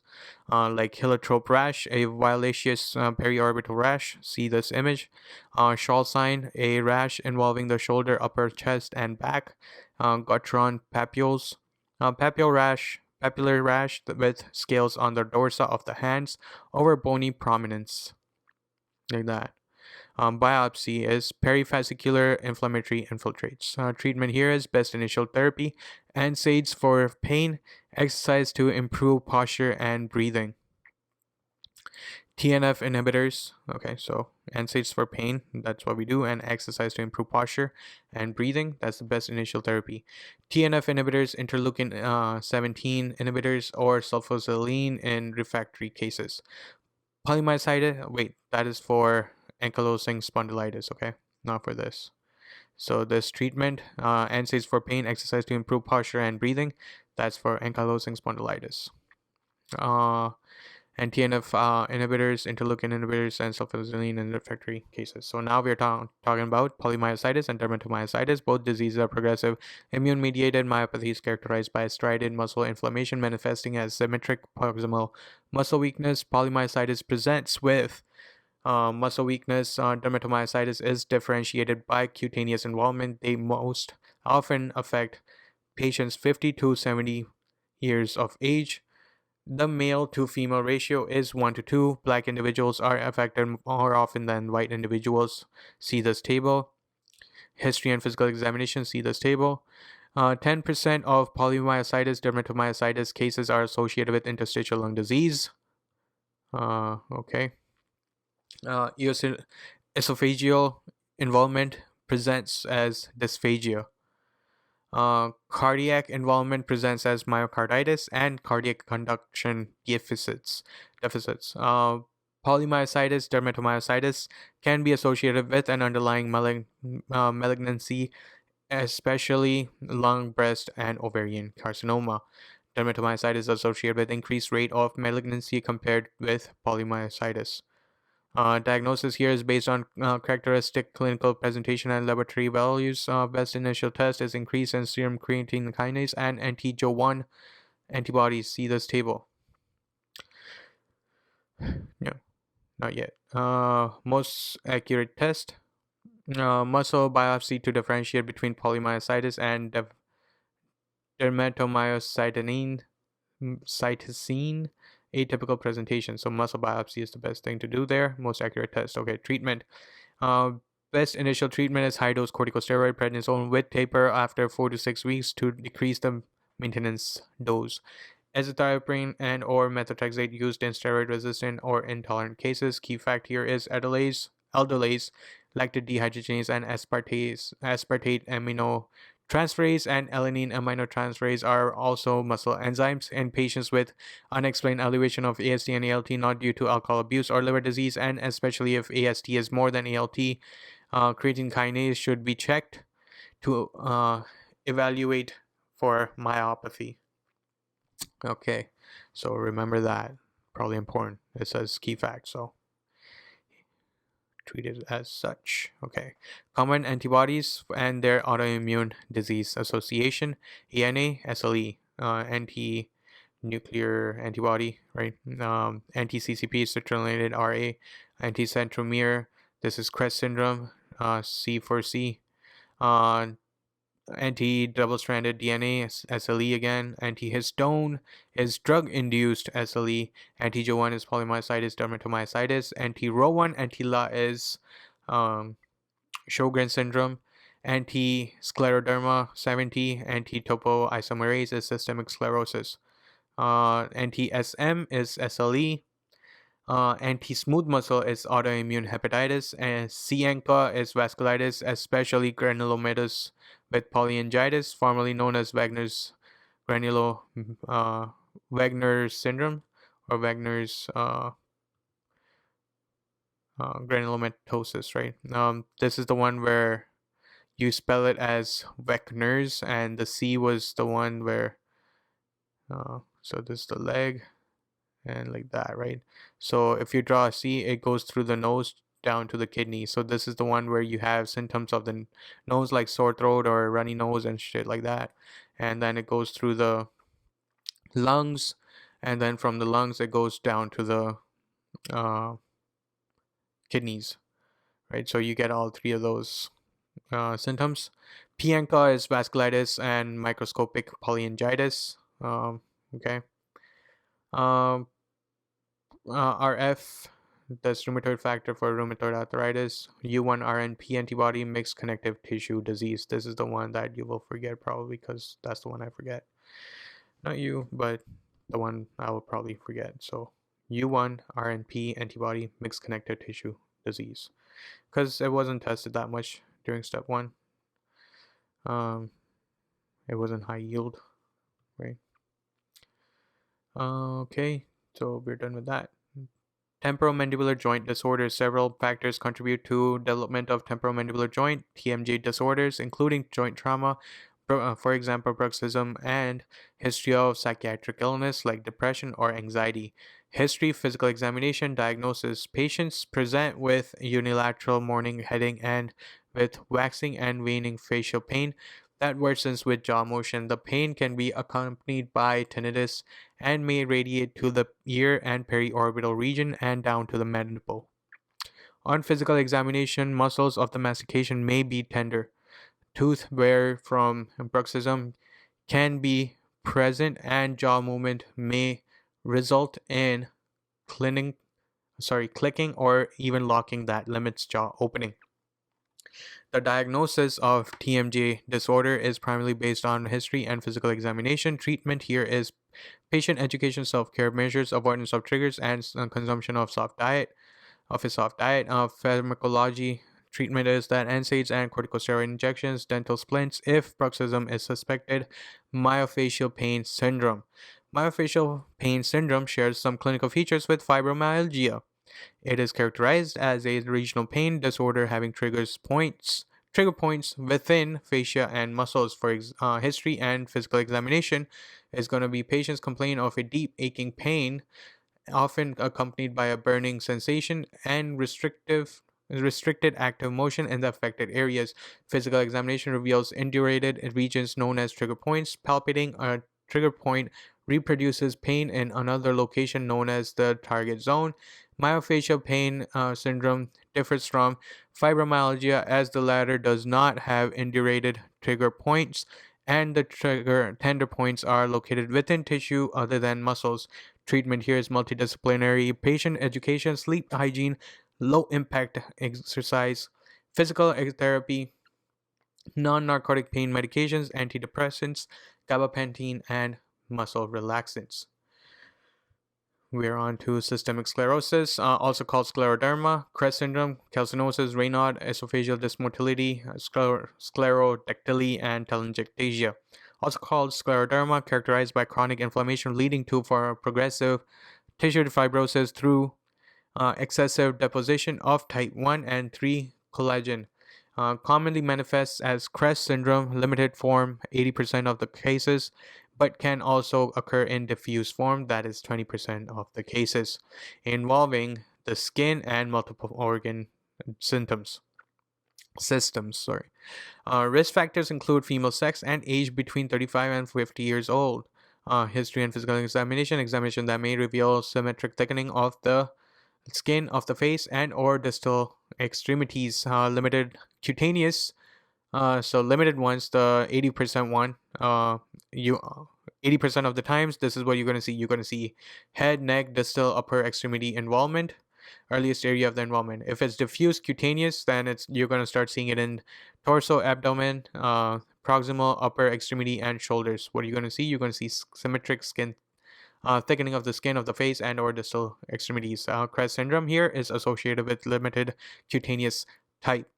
Okay, so the cutaneous type, the limited one, that's where you see the crest. So if you see crest, it's a limited one. In diffuse form, you're going to start seeing leading to gastrointestinal dysmotility, pulmonary fibrosis, cor pulmonale, acute renal failure, scleroderma, renal crisis, Raynaud phenomenon, and malignant hypertension. Okay, that was a long list. Let's go through that again. Leading to gastrointestinal dysmotility, pulmonary fibrosis, cor pulmonale, acute renal failure, scleroderma renal crisis it's called, and Raynaud phenomenon, and malignant hypertension. Got you. Scleroderma renal crisis is characterized by an abrupt onset of hypertension, and acute renal failure is in patients with scleroderma. Early recognition is crucial as scleroderma renal crisis has a high mortality rate if not treated. Diagnosis and characterization depends on constellation of symptoms. Rheumatoid factor and ANA may be positive. 95% of patients will have positive ANA. Anti-scleroderma, anti-SCL 70, anti-topoisomerase 1 is highly specific, more than 99%, but only has around 20% to 45% sensitivity. These antibodies are associated with diffuse disease and poor prognosis. Rheumatoid factor may also be positive. Anticentromere antibodies are specific for Crest syndrome. See this table. Severe disease may cause microangiopathic hemolytic anemia with schistocytes. Key facts: presence of anti-RNA polymerase 3 antibody in scleroderma is a risk factor for renal crisis. Again, it's a key fact, so you gotta remember this. Presence of anti-RNA polymerase 3 antibody in scleroderma is a risk factor for renal crisis. Okay.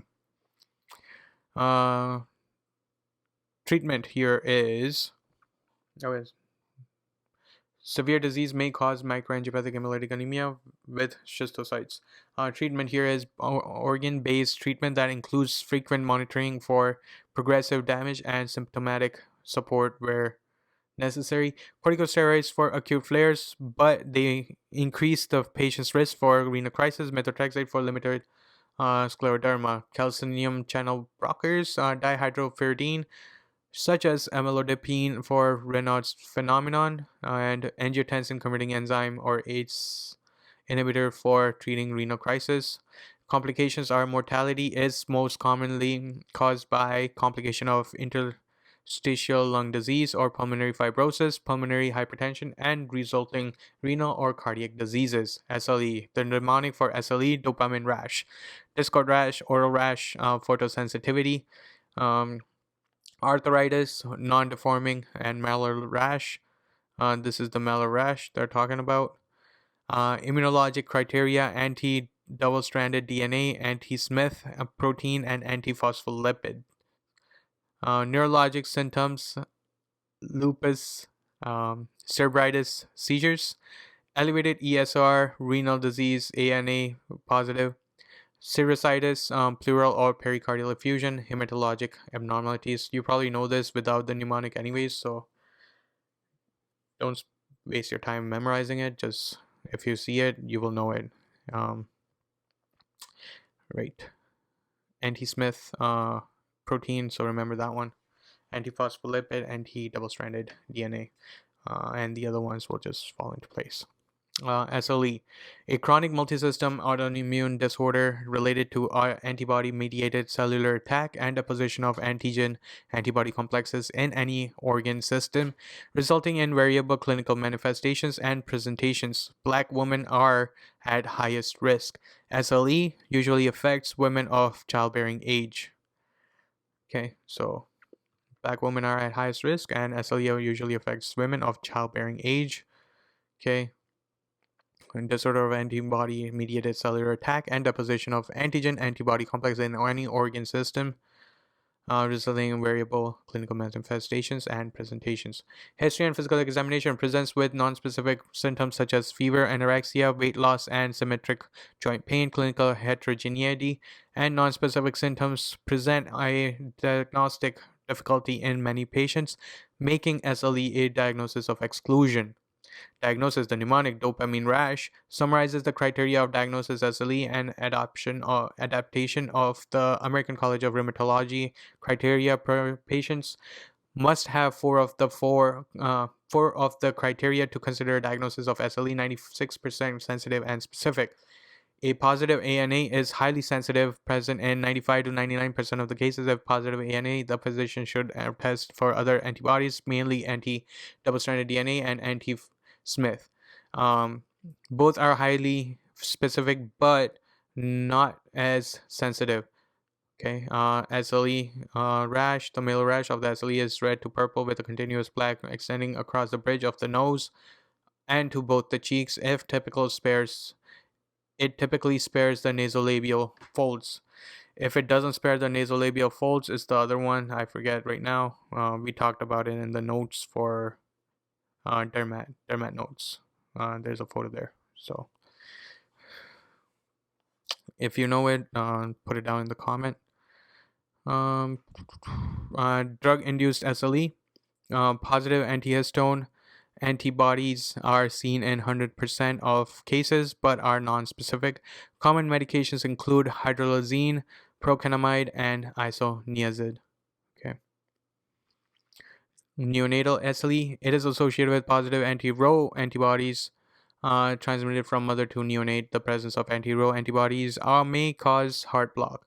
The following may also be seen: low complement levels during acute flares, antiphospholipid antibodies, antibodies to anticardiolipin, anti-beta-2 glycoproteins, or lupus anticoagulants all cause a hypercoagulable state and may cause thromboembolism and recurrent spontaneous abortion. Raynaud phenomenon, anemia, leukopenia, and or thrombocytopenia, proteinuria, and or casts. Key fact here is that the lupus anticoagulant antiphospholipid antibodies occurs in 5% to 10% of the SLE cases. Immunoglobulin M or immunoglobulin G binds proteins in and clinical assay tests and prolongs partial thromboplastin time. Okay, so again, the lupus anticoagulant antiphospholipid antibodies occurs in 5 to 10% of the SLE cases. Immunoglobulin M and G binds protein in a clinical assay test and prolongs PPT time. Okay, another key fact: Libman-Sachs endocarditis. This is the one related to the SLE. Non-infectious vegetations often seen on the mitral valve is associated with SLE and also antiphospholipid syndrome. Note: LSE endocarditis corresponds with SLE. Thank you for that. Key fact: SLE can cause a false positive venereal disease VDRL test or RPR test. Yes, we know that from the micro for syphilis, or right, syphilis. Yes, the treponema pallidum.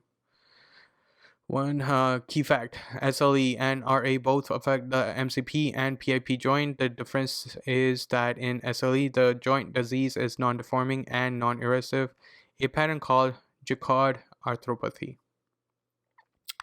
Okay. Treatment here is NSAIDs for mild joint symptoms, corticosteroids for acute exacerbation. Be wary of Cushing syndrome and possible avascular necrosis from chronic use. Corticosteroids, hydrochloroquine, cyclophosphamide, mycophenolate, and azathioprine for progressive or refractory cases. A few have specific uses. Hydroxychloroquine can be used for isolated skin or joint involvement. Cyclophosphamide or mycophenolate used for severe cases of lupus nephritis. The physician should be sure to get a renal biopsy for patients with nephrotic symptoms. Complications are common causes of morbidity and mortality are important to know for SLE, including renal failure, cardiovascular disease, and infections. Serum sickness like reaction, self-limited fever, urticarial rash, arthralgia, lymphadenopathy, and proteinuria within 1 to 2 weeks of exposure to beta-lactam antibiotics. For example, penicillin, amoxicillin, or sulfur drugs like TMP-SMX. Symptoms resolve upon discontinuation of the drug. This is serum sickness-like reaction, self-limited fever, urticaria rash, arthralgia, lymphadenopathy, and proteinuria. Fever, rash, and all that. Yep. Giant cell arthritis. This is most common of the systemic vasculitis, formerly called temporal arthritis, caused by subacute granulomatous inflammation by the large vessels, including the aorta, external carotid, especially the temporal branch, and vertebral arthritis. Risk factors include polymyalgia rheumatica, associated with affects almost 1/2 of the patients more than 50 years of age, and female sex history and physical examination presents with new headache and unilateral or bilateral scalp pain, temporal tenderness, and jaw claudication. Right. I remember watching the Dirty Medicine GCA video where he said it was G was for jaw, C was for corticosteroid, I think, or A was for yikes, I don't remember. But it's basically for blindness, right? It causes blindness. Presents with headache, unilateral, bilateral scalp pain, temporal tenderness, and jaw claudication. Okay. Fever, permanent monocular blindness, transient monocular vision loss, aortic aneurysm, weight loss, and myalgia and or arthralgias. Right, A was for arthralgias.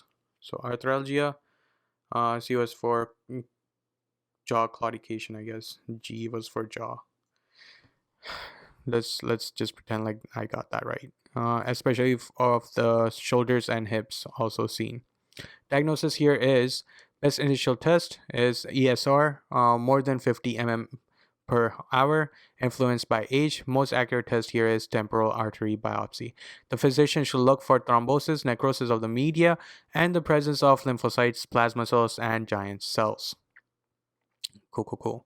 So here we have giant cell arthritis, Takayatsu arthritis, granulomatous arthritis, large vessel vasculitis. So all of these are large vessels. Medium vessels ones are necrotizing arthritis over here. That happens in the arteries. Necrotizing arthritis, polyarthritis nodosa, and Kawasaki disease. And then we have small vessel vasculitis in the capillaries, paucity of vascular immunoglobulin, often with ANCA, and this is immune complex mediated. So immune complex mediated ones are the SLE, mixed cryoglobulinemia, immunoglobulin A vasculitis like Enoch-Schlein purpura, the one with the purple butt, anti-GBM vasculitis. This is Goodpasture's disease. This is the one where your lungs and your kidneys both are affected. The basement membrane, antibodies against the basement membrane. Microscopic polyangiitis, granulomatous with polyangiitis, Wegener's granulomatosis. We already talked about Wegener's, and this is Church-Strauss. This is where the eosinophilia is increased. Eosinophilic granulomatous with polyangiitis, Church-Strauss syndrome. Okay.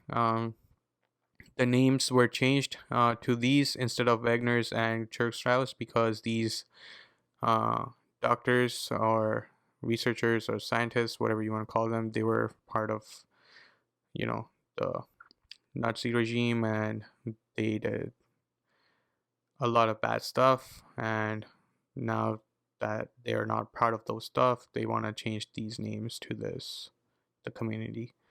Okay. Note Behet is an inflammatory vasculitis that can affect blood vessels of any size. This is what I've heard, by the way. So Behet is an inflammatory vasculitis that can affect blood vessels of any size. So that's why we don't have it in the list then. Okie dokie.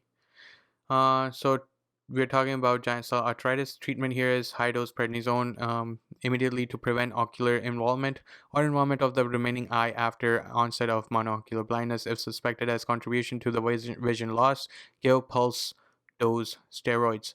Is temporal arthritis biopsy to confirm diagnosis. However, do not delay treatment. Conduct a follow-up eye examination. Complication here is the most feared manifestation blindness from anterior ischemic optic neuritis. Eon. Sound like Cardi B over there. Yeah. Okay. Sorry about that. The most feared manifestation is blindness from anterior ischemic optic neuropathy. Eon. Secondary to I gotta take a break here. Alright, let's try that again now. The most feared manifestation is blindness from anterior ischemic optic neuropathy, AION. Secondary to occlusion of the posterior ciliary artery, a branch of the ophthalmic artery, which itself is a branch of the internal carotid artery. Central retinal artery, a branch of the internal carotid artery. Occlusion is less common. However, if affected, it may initially present as transient vision loss. Okay, so occlusion of the posterior ciliary artery, which is a branch of ophthalmic artery, which is itself is a branch of internal carotid. Central retinal artery is not that common to have. GCA, right? Where'd it go? GCA.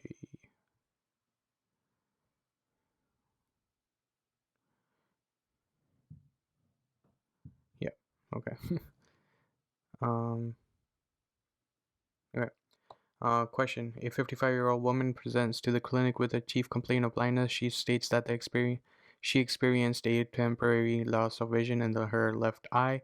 She has also been experiencing new headaches and soreness in her jaw. Her vision exam is unremarkable. What diagnostic exam should be ordered? Okay. Treatment diagnosis is ESR and temporal artery biopsy. So you're going to ask for a biopsy.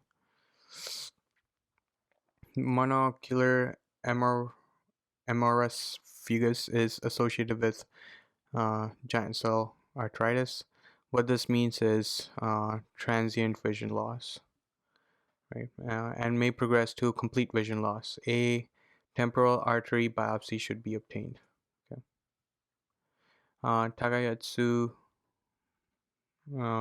arthritis, large vessel autoimmune vasculitis affecting the aorta and primary branches, common in Asian females less than 40 years of age. Diagnosis made through clinical presentation and imaging.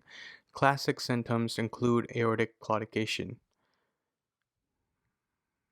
differential blood pressure in both upper extremities, and the absence of palpable pulses, pulseless disease.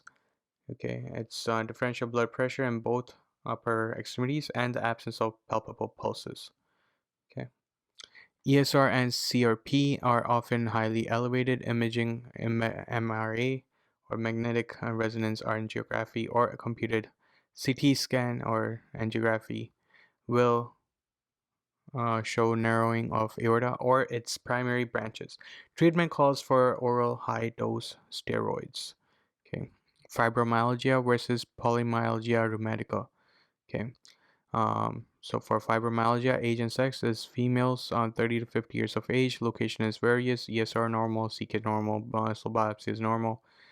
Clinical findings is anxiety, stress, point tenderness, negative workup. Treatment is antidepressant, NSAIDs, and rest. Polymyalgia rheumatica is females are more than 50 years of age. Location are shoulder and pelvic girdle. ESR is markedly increased, more than 100 mm per hour. CK is normal. Muscle biopsy is normal. Classic findings are temporal arthritis, response to steroids, and treatment is low dose prednisone. Okay. So treatment calls for oral high dose steroids for Takayatsu arthritis. Behet syndrome. Autoimmune vasculitis common in males of Turkish or Middle Eastern descent, characterized by recurrent uh, painful oral and genital ulcers and uveitis. Thrombosis is a common cause of morbidity. To prevent recurrence, patients should be treated with colchicine. Topical steroids can treat oral and genital ulcers, with ophthalmic steroids treating ocular involvement. All right, fibromyalgia. Um, a chronic musculoskeletal pain disorder that primarily affects a young female and is characterized by soft tissue and axial skeletal pain in the absence of joint pain. Inflammation is notably absent. See table this. Fibromyalgia may be difficult to distinguish from myofascial pain, which has less than 11 painful areas. History of physical examination, most common in female 30 to 50 years of age, associated with depression, anxiety, sleep disorders, irritable bowel syndromes, and cognitive disorders, fibro. Diagnosis, multiple painful areas over all four body quadrants and the axial skeleton for more than 3 months. The absence of any other pathology suggests a diagnosis of fibromyalgia. Treatment here is, again, this is important, so let's go over that again. History of physical examination, most common in female 30 to 50 years of age, associated with depression, anxiety to sleep disorder, irritable bowel disease, and cognitive disorders. Fibrofog diagnosis is multiple painful areas, all over 4 quadrants of the bodies, and the axial skeleton for more than 3 months. The absence of any other pathology suggests a diagnosis of fibromyalgia. So they had to be between 30 to 50 years of age and female, most commonly, and this.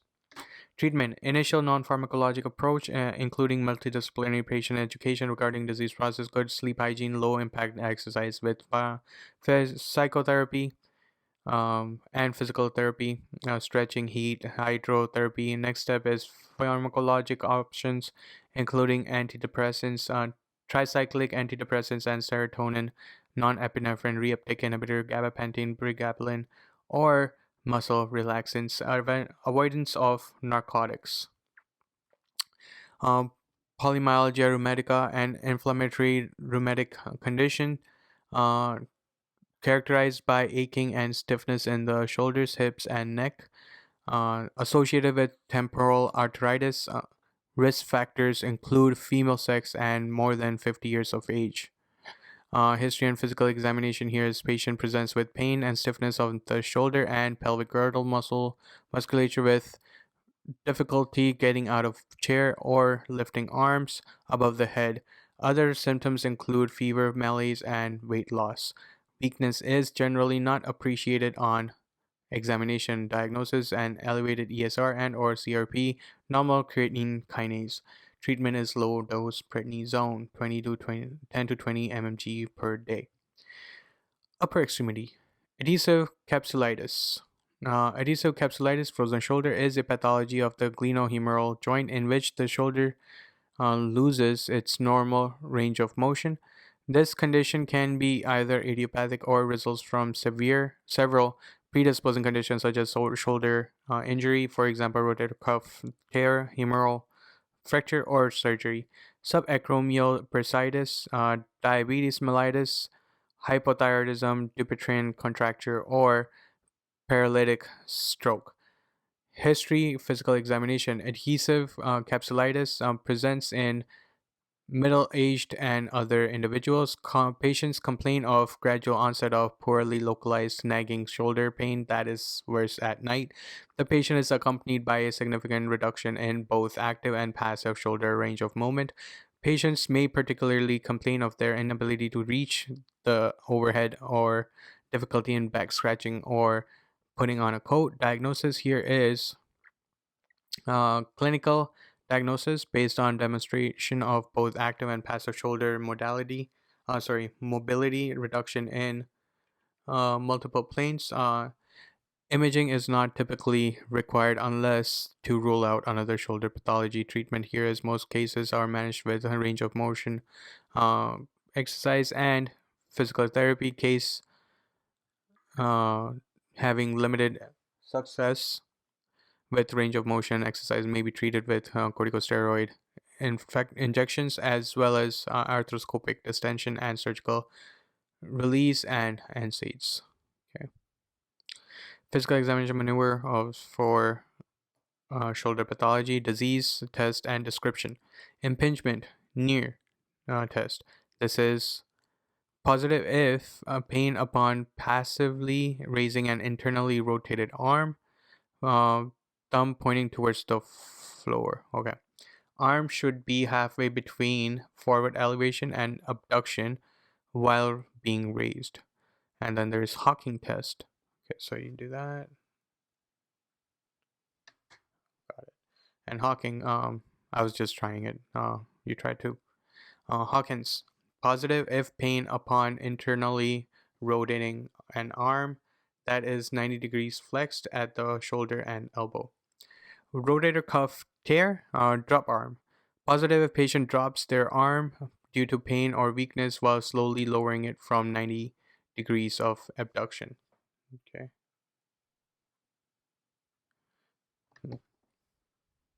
All right. Key fact here. Did I miss any key facts? No. Okay. Tendonitis is a slight misnomer, as a classic cellular inflammatory response is absent or minimal in cases of overuse tendinopathy. Tendinosis is a more appropriate term referring to chronic tendinopathy without cellular inflammation, for example, rotator cuff tendinopathy.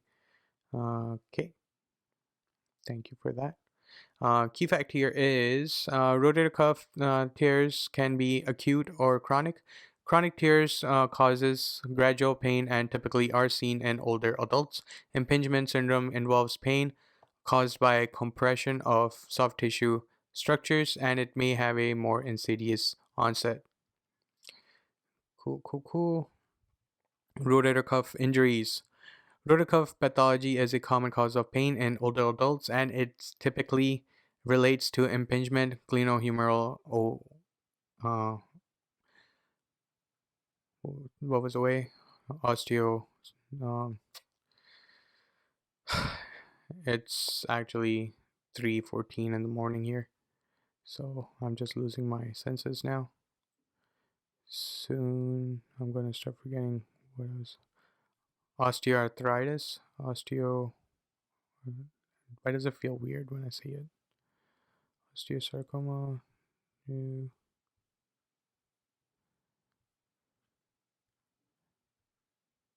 Osteoarthritis, yes. So that is what that was.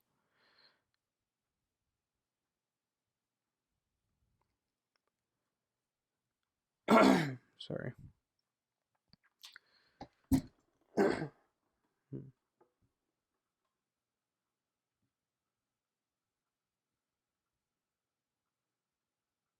Okay. I'll try to cut that out during editing, but if not, then zone back in if you're zoned out. Rotator cuff injuries. Rotator cuff pathology is a common cause of pain in older adults, and it typically relates to impingement, glenohumeral osteoarthritis, or an acute traumatic event.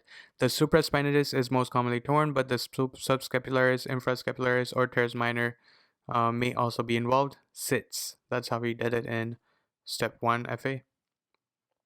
Sports that require overhand motion. Baseball, swimming.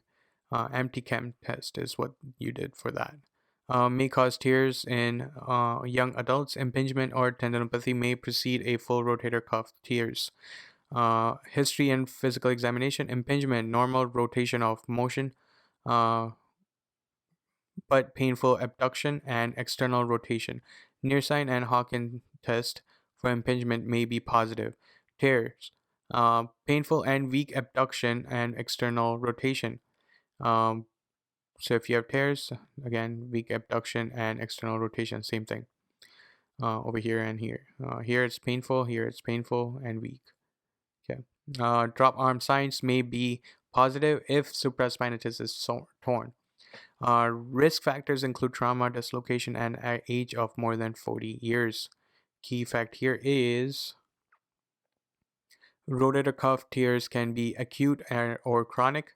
Chronic tears causes gradual pain and typically are seen in older adults. Impingement syndrome involves pain caused by compression of soft tissue structures, and it may have a more insidious onset.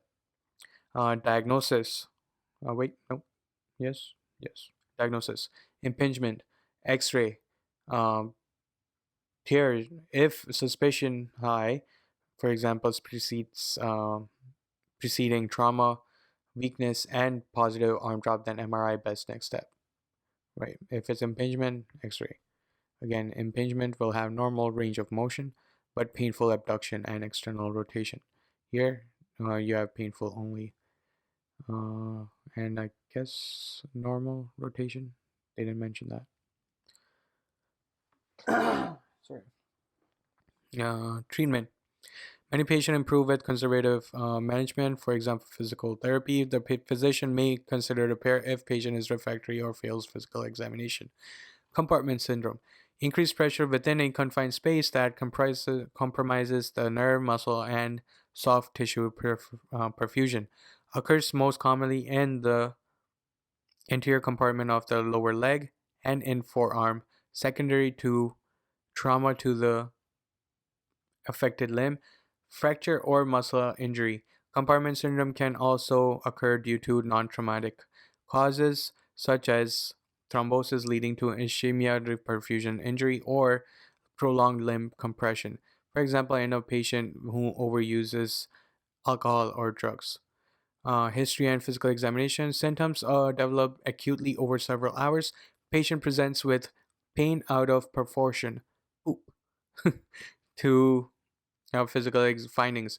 Pain with passive motion on the fingers and toes, and paresthesia pallor, and poikilothermia, pulselessness, and paralysis. Okay. The 6 P's. Okay.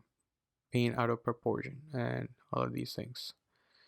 Paralysis and pulselessness occurs as late sign of compartment syndrome. It usually happens because of fracture and muscle injury, so I'm guessing the history will be pretty subtle when you're doing this. Diagnosis based on history, serial examinations, and elevated compartment pressure, more than 30 mmHg. Although not necessary, the physician should calculate delta pressure, diastolic pressure minus the compartment pressure. The diagnosis is positive if delta pressure is less than 30 mmHg. So diastolic pressure minus the compartment pressure. Okay, treatment here is emergent fasciotomy to decrease pressure and increase tissue perfusion. Time to fasciotomy is one of the most important prognostic factors. If less than 6 hours from the symptom onset, limb recovery approaches 100%. If more than 6 hours from symptom onset, residual nerve dysfunction, muscle death, and need for amputation likely increases. Key fact here is Volkmann contracture of the wrist and fingers is caused by compartment syndrome, which is associated with supracondylar humerus fracture. These fractures may affect the brachial artery and radial nerve. Ischemia results in fibrosis or death muscle. Key fact here is timeline of the 6 P's in compartment syndrome. Early, nerve dysfunction, pain out of proportion, paresthesia. Late, vascular insufficiency, pallor, poikilothermia, paralysis, and pulselessness. Okay. Uh, Key fact here: open fractures are an orthopedic emergency. Closed tibia and forearm fracture have higher rates of compartment syndrome. Patients should be taken to the operating room within 8 to 24 hours for irrigation and debridement, followed by fracture repair. The physician should reduce infection risk with antibiotics and tetanus prophylaxis. Rhabdomyolysis, caused by muscle necrosis and subsequent release of byproduct into systemic circulation. Hallmark findings is elevated CK. Etiologies include direct muscle damage, trauma, compression, compartment syndrome, extreme exertion, power lifters, marathon runners, toxins, or a syndrome such as malignant hyperthermia. History and physical examination commonly presents with muscle pain and weakness, however, can be asymptomatic dark or bloody urine syndrome secondary to myoglobinemia. Oh yeah. This one also, I remember from first step one that seizures can cause this as well. Okay, so seizures because of the constant contraction, they can elevate CK and cause rhabdomyolysis. Okay, and there's direct muscle damage in this inclusion, and no other out of maybe malignant hyperthermia. You gotta remember that one. How it can be asymptomatic dark or bloody urine secondary to myoglobinuria. Diagnosis: increase in serum CK, usually more than 1500 units per liter, or 5 times the upper limit of normal. Urine analysis is positive for myoglobin. Minimal RBCs, possibility of acute kidney injury, hyperkalemia, and hypophosphatemia. Treatment is IV fluids, resuscitation, and correction of electrolyte abnormalities. Treatment of etiology is, if applicable, compartment syndrome, malignant hyperthermia. Okay. Complications. Acute kidney injury occurs in 15 to 50% with rhabdomyolysis due to volume depletion and direct nephron injury from myoglobin acting as a direct toxin. Okay. Question: a 37-year-old man is seen after a motorcycle accident. He complains of intense leg pain, tingling in his foot, and inability to move his toes. A physical examination reveals pain and passive motion of his toes and palpable dorsalis pedis pulsus. And X-ray film confirms a tibial fracture. What is the best treatment? And the best treatment is immediate fasciotomy for compartment syndrome within 6 hours to prevent muscle necrosis, followed by fracture stabilization. Remember that non-palpable pulses are a late finding. Okay. Carpal tunnel syndrome. Entrapment of the median nerve at the wrist caused by decreased size and or space of the carpal tunnel, leading to paresthesia, pain, and occasionally paralysis. Can be precipitated by overuse of wrist flexors, associated with pregnancy, diabetes mellitus, hypothyroidism, acromegaly, RA, and amyloidosis. History and physical examination is difficulty with daily activities such as typing, turning doorknobs, opening a bottle cap, and driving. Presents with aching over the tender area of the hand and proximal forearm, paresthesia, or numbness seen in the median nerve distribution, first 3.5 digits. Symptoms that worsen at night and awaken patients from sleep. Examination that shows tender eminence atrophy if disease is long-standing. Felon maneuver and antenal test is positive. Darken test, carpal compression test is another provocative method to diagnose carpal tunnel syndrome. Diagnosis: usually a clinical diagnosis for symptoms and signs, electrodiagnostic tests, nerve conduction studies, and electromyography. Treatment here is best initial treatment: splinting the wrist in a neutral position at night and during the day if possible. Medical treatment: corticosteroid injection of the carpal canal and NSAIDs. Most definitive treatment is surgical decompression of the tunnel, a widely accepted treatment, particularly for fixed sensory loss, tender weakness, and or intolerable symptoms with no improvement after splinting and or glucocorticoids, complication, permanent loss of sensation, hand strength, and fine motor skills. Key fact here is pronator syndrome is due to compression of the median nerve at the elbow. Symptoms include paresthesia in a similar distribution to carpal tunnel syndrome.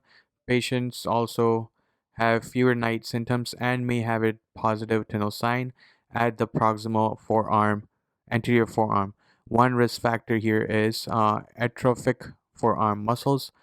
Key fact here is sensory loss in carpal tunnel syndrome is a late finding that spares the thenar eminence, as this area is supplied by the palmar sensory cutaneous nerve, which arises proximal to the carpal tunnel and passes over. Carpal tunnel syndrome here. The tunnel test is performed by tapping the volar surface of the wrist over the median nerve. Okay, so like that. And the Phelan maneuver is performed by compressing the opposing dorsal surface of the hand. Okay, like that. Hand with the wrist flexed together, as shown. This causes tingling over the median nerve distribution. So, tingle is you tap, okay, and Phelan is you fold. Okay, so Phelan is the one where you fold your hands, and tingle is the one where you tap. This causes tingling over the median nerve distribution. Okay. Ganglion cyst. Fluid-filled cyst arising from tendon sheet, ligaments, or joint connective tissues most commonly arises in the dorsum of the wrist. History, physical examination. A ganglion cyst commonly presents with a slowly growing mass overlying the joint and causing wrist pain. The mass will be rubbery, round, and firm. It will be relatively immobile due to association with joint connective tissue. Diagnosis. Translumination will show a fluid-filled structure and it can guide diagnosis. Ultrasound may differentiate a simple from a multiloculated cyst or a solid structure, for example, lipoma, tumor, or nodule. Okay. Did I miss this? A 37-year-old man is seen after motorcycle accident. He complains in this and X-ray film confirms a tibial fracture. What is the best treatment? The best treatment is immediate physiotomy of compartment syndrome. Yeah, we went over that. Remember that non-palpable pulses are late finding. Okay. Diagnosis. Translumination will show a fluid-filled structure and it can guide diagnosis. Ultrasound may differentiate a simple from a multi-oculated cyst or a solid structure. So this is like the one you do in outdoor, right? Outpatient. Temperature observation is up to 50% of ganglion cells spontaneously regress. Surgical excision for ganglion cells that do not regress are symptomatic or have features concerning for malignancy. The recurrence rate is approximately 10%. Dupuytren contracture. Due to disorder in fibroblastic proliferation and deposition of collagen in the palmar fascia of the hand with progressive fibrosis. Dupuytren contracture often presents after the first decade of life, predominantly in white males. History and physical examination is so that was a ganglion cyst, by the way. Right. Okay. History and physical examination for Dupuytren contracture often begins as a painless nodule in the palm with progressive thickening and development of palmar cords, eventually advances to a permanent contracture and flexion of the digits and with inability to extend. Mostly affects ulnar aspect of hands with MCP and PIP joint of the fourth and fifth digits most commonly affected. Diagnosis, characteristic palmar nodules or cords depending on clinical stage. Physical examination demonstrating inability to extend the fingers and joints. Treatment here is surgical correction with fasciotomy, that is transection, or fasciectomy, this is excision for off the cord. Percutaneous needle epinurotomy, less invasive but less effective in revealing contracture. Complications, high recurrence rate even after surgical correction.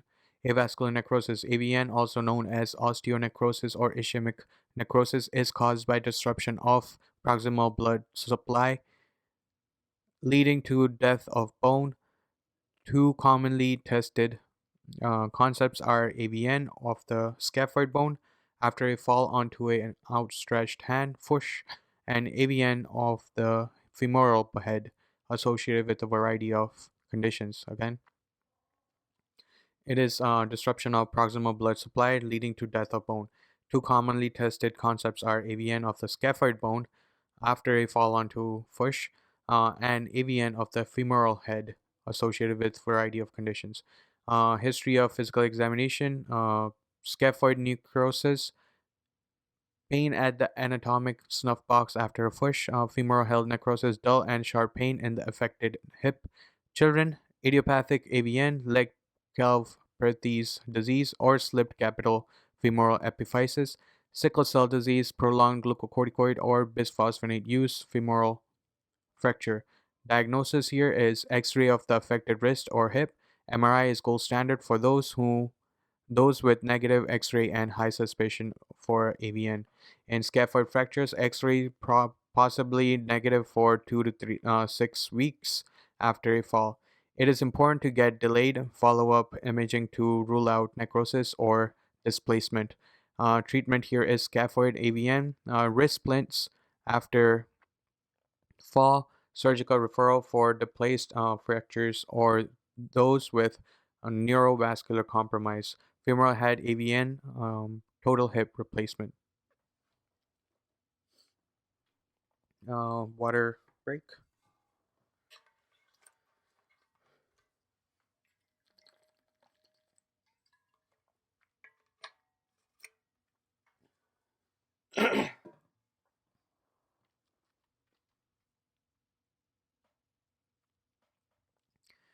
Raynaud's phenomenon, abnormal vasoconstriction of peripheral arteries in response to cold, leading to characteristic progression of digit color changes, reflecting pathologic process.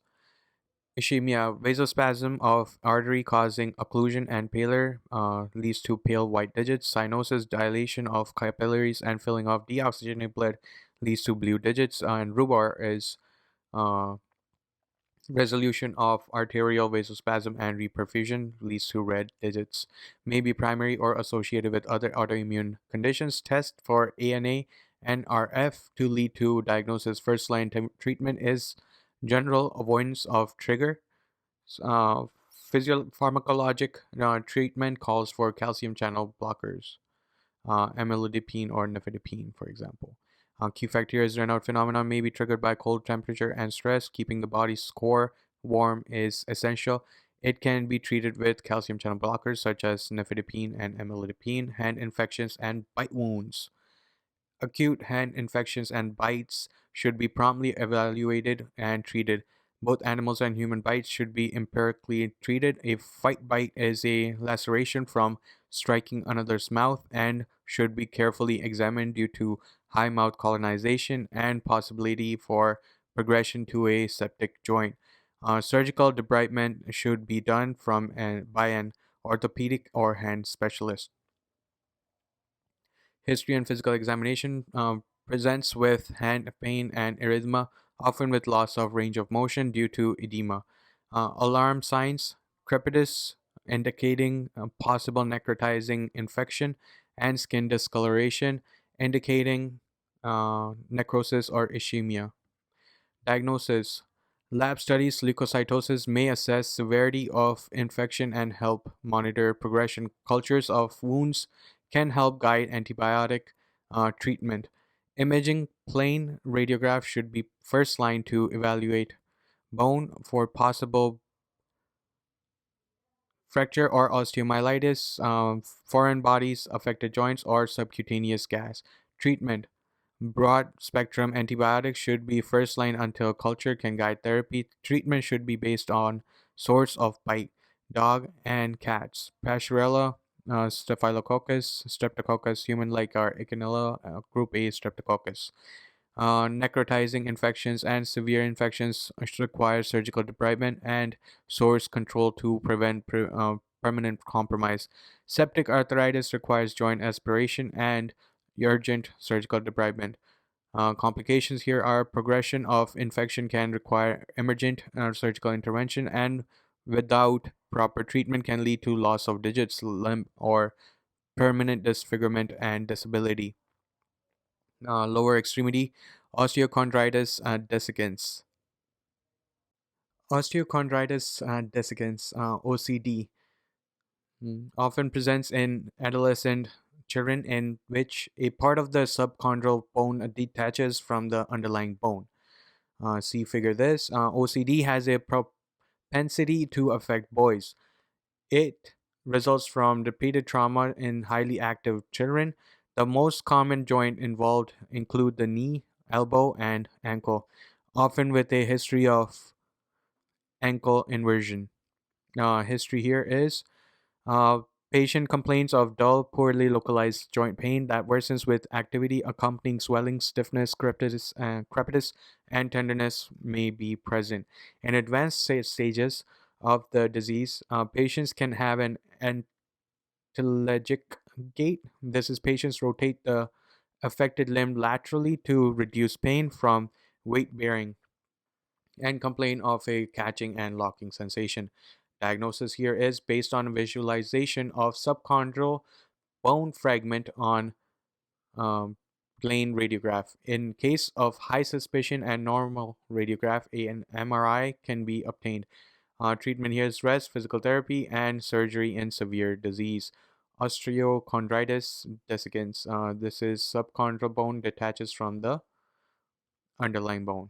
Bursitis, inflammation of the joint, bursts of by repeated use, trauma, infection, systemic inflammatory disease, for example, autoimmune disease or crystalline disorder, for example, gout. Common sites of bursitis include subacromial olecranon, trochanteric and popliteal fossa, Baker's cyst, prepatellar, housemaid's knee, and infrapatellar bursa. History here is history and physical examination will show presents as pain, tenderness, swelling, and reduction on active range of motion, but with limited impact on passive range of motion. Presence of abrasion, overlying cellulitis, or puncture wound, history of bursal injection with accompanying fever and chills suggests a septic etiology. Often due to SRES, diagnosis here is based on history and physical examination. In case of suspected septic or crystalline etiology, aspiration should be performed. Treatment here is activity modification and NSAIDs for non-septic cases. In case of septic etiology, systemic antibiotics are required and surgical debridement in selected cases. Question. A 23-year-old man presents to the emergency department with a swollen and erythematosus right on hand following an altercation at a bar a few days ago. The dorsum of the hand shows abrasion, and X-ray films reveal a fracture of the fifth metacarpal. What is the next step in management? Answer is if skin is broken and boxes fracture, assume infection by human oral pathogens and treat with surgical irrigation, debridement, and IV antibiotics to cover Echinella. Okay. Uh, Pes ansurinus pain syndrome. This is also called ansurinus bursitis, common in young adults active in sports, overweight, middle-aged females, and older adults with osteoarthritis. Presents with localized pain at the anteromedial tibia at the insertion of the pes ansurinus just below the joint line that is aggravated by overuse, obesity, knee osteoarthritis, and pressure from the opposite knee while lying on the side. Pain typically develop over weeks and worsen overnight. Valgus stress test will not aggravate the pain, and X-rays will also be normal. Treatment includes NSAIDs and strengthening of quadricep muscles. Patellofemoral pain syndrome, anterior knee pain caused by overuse, common in females, runners, cyclists, and athletes. Pain can be reproduced with knee extension or using stairs. Treatment calls for activity modification, often rest and NSAIDs. Um, History and physical examination presents with localized tenderness, decrease in range of motion, edema, and erythema. Possible history of trauma or inflammatory disease. Pain is reproducible with squatting and in worsens with ascending or descending stairs. Diagnosis can occur with patellar tendonitis, localized pain directly beneath patella. Key fact here is infection of the superficial bursa occurs after trauma to the skin. Infection of the deep bursa is often iatrogenic following injections or aspiration. Another key fact is in a child with gout and inexplicable injuries, consider Leishman syndrome, that is hypoxanthine guanine phosphorubiosyl transferase deficiency. I believe this is the one where they self-mutilate.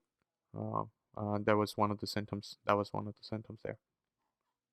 Uh, okay, diagnosis here is mainly a clinical diagnosis for patellofemoral pain syndrome, mainly a clinical diagnosis based on symptoms and physical exam findings. Needle aspiration indicated if septic bursitis is suspected. No lab or imaging is needed. Treatment here is best initial treatment: rest, heat, and ice elevation, and NSAIDs. Patient should increase quadriceps strength with physical therapy.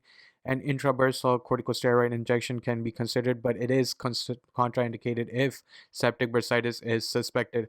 Septic bursitis should be treated with 7 to 10 days of antibiotics. Morton neuroma.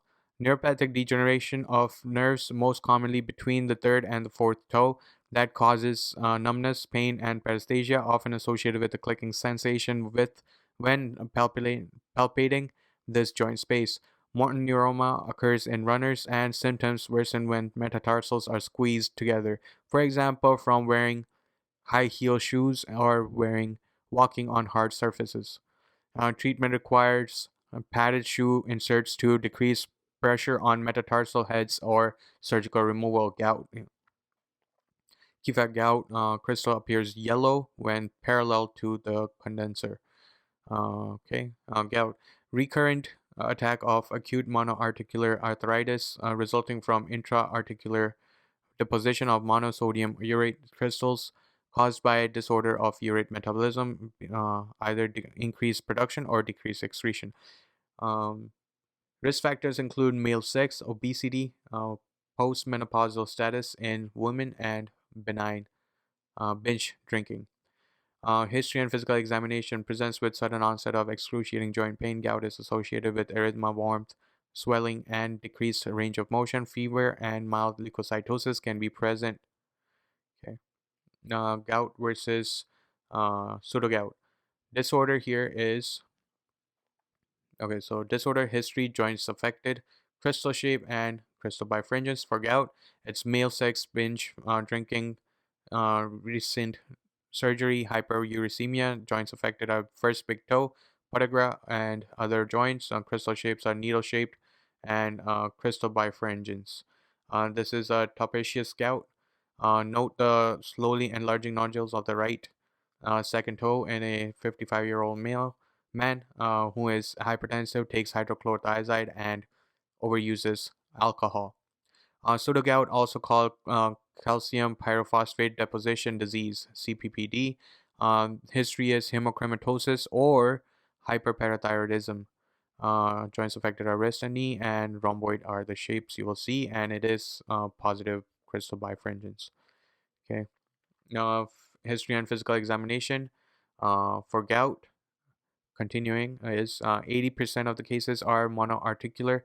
Gout most commonly affects the first metatarsophalangeal joint, podagra, and the midfoot, knee, ankles, and wrist.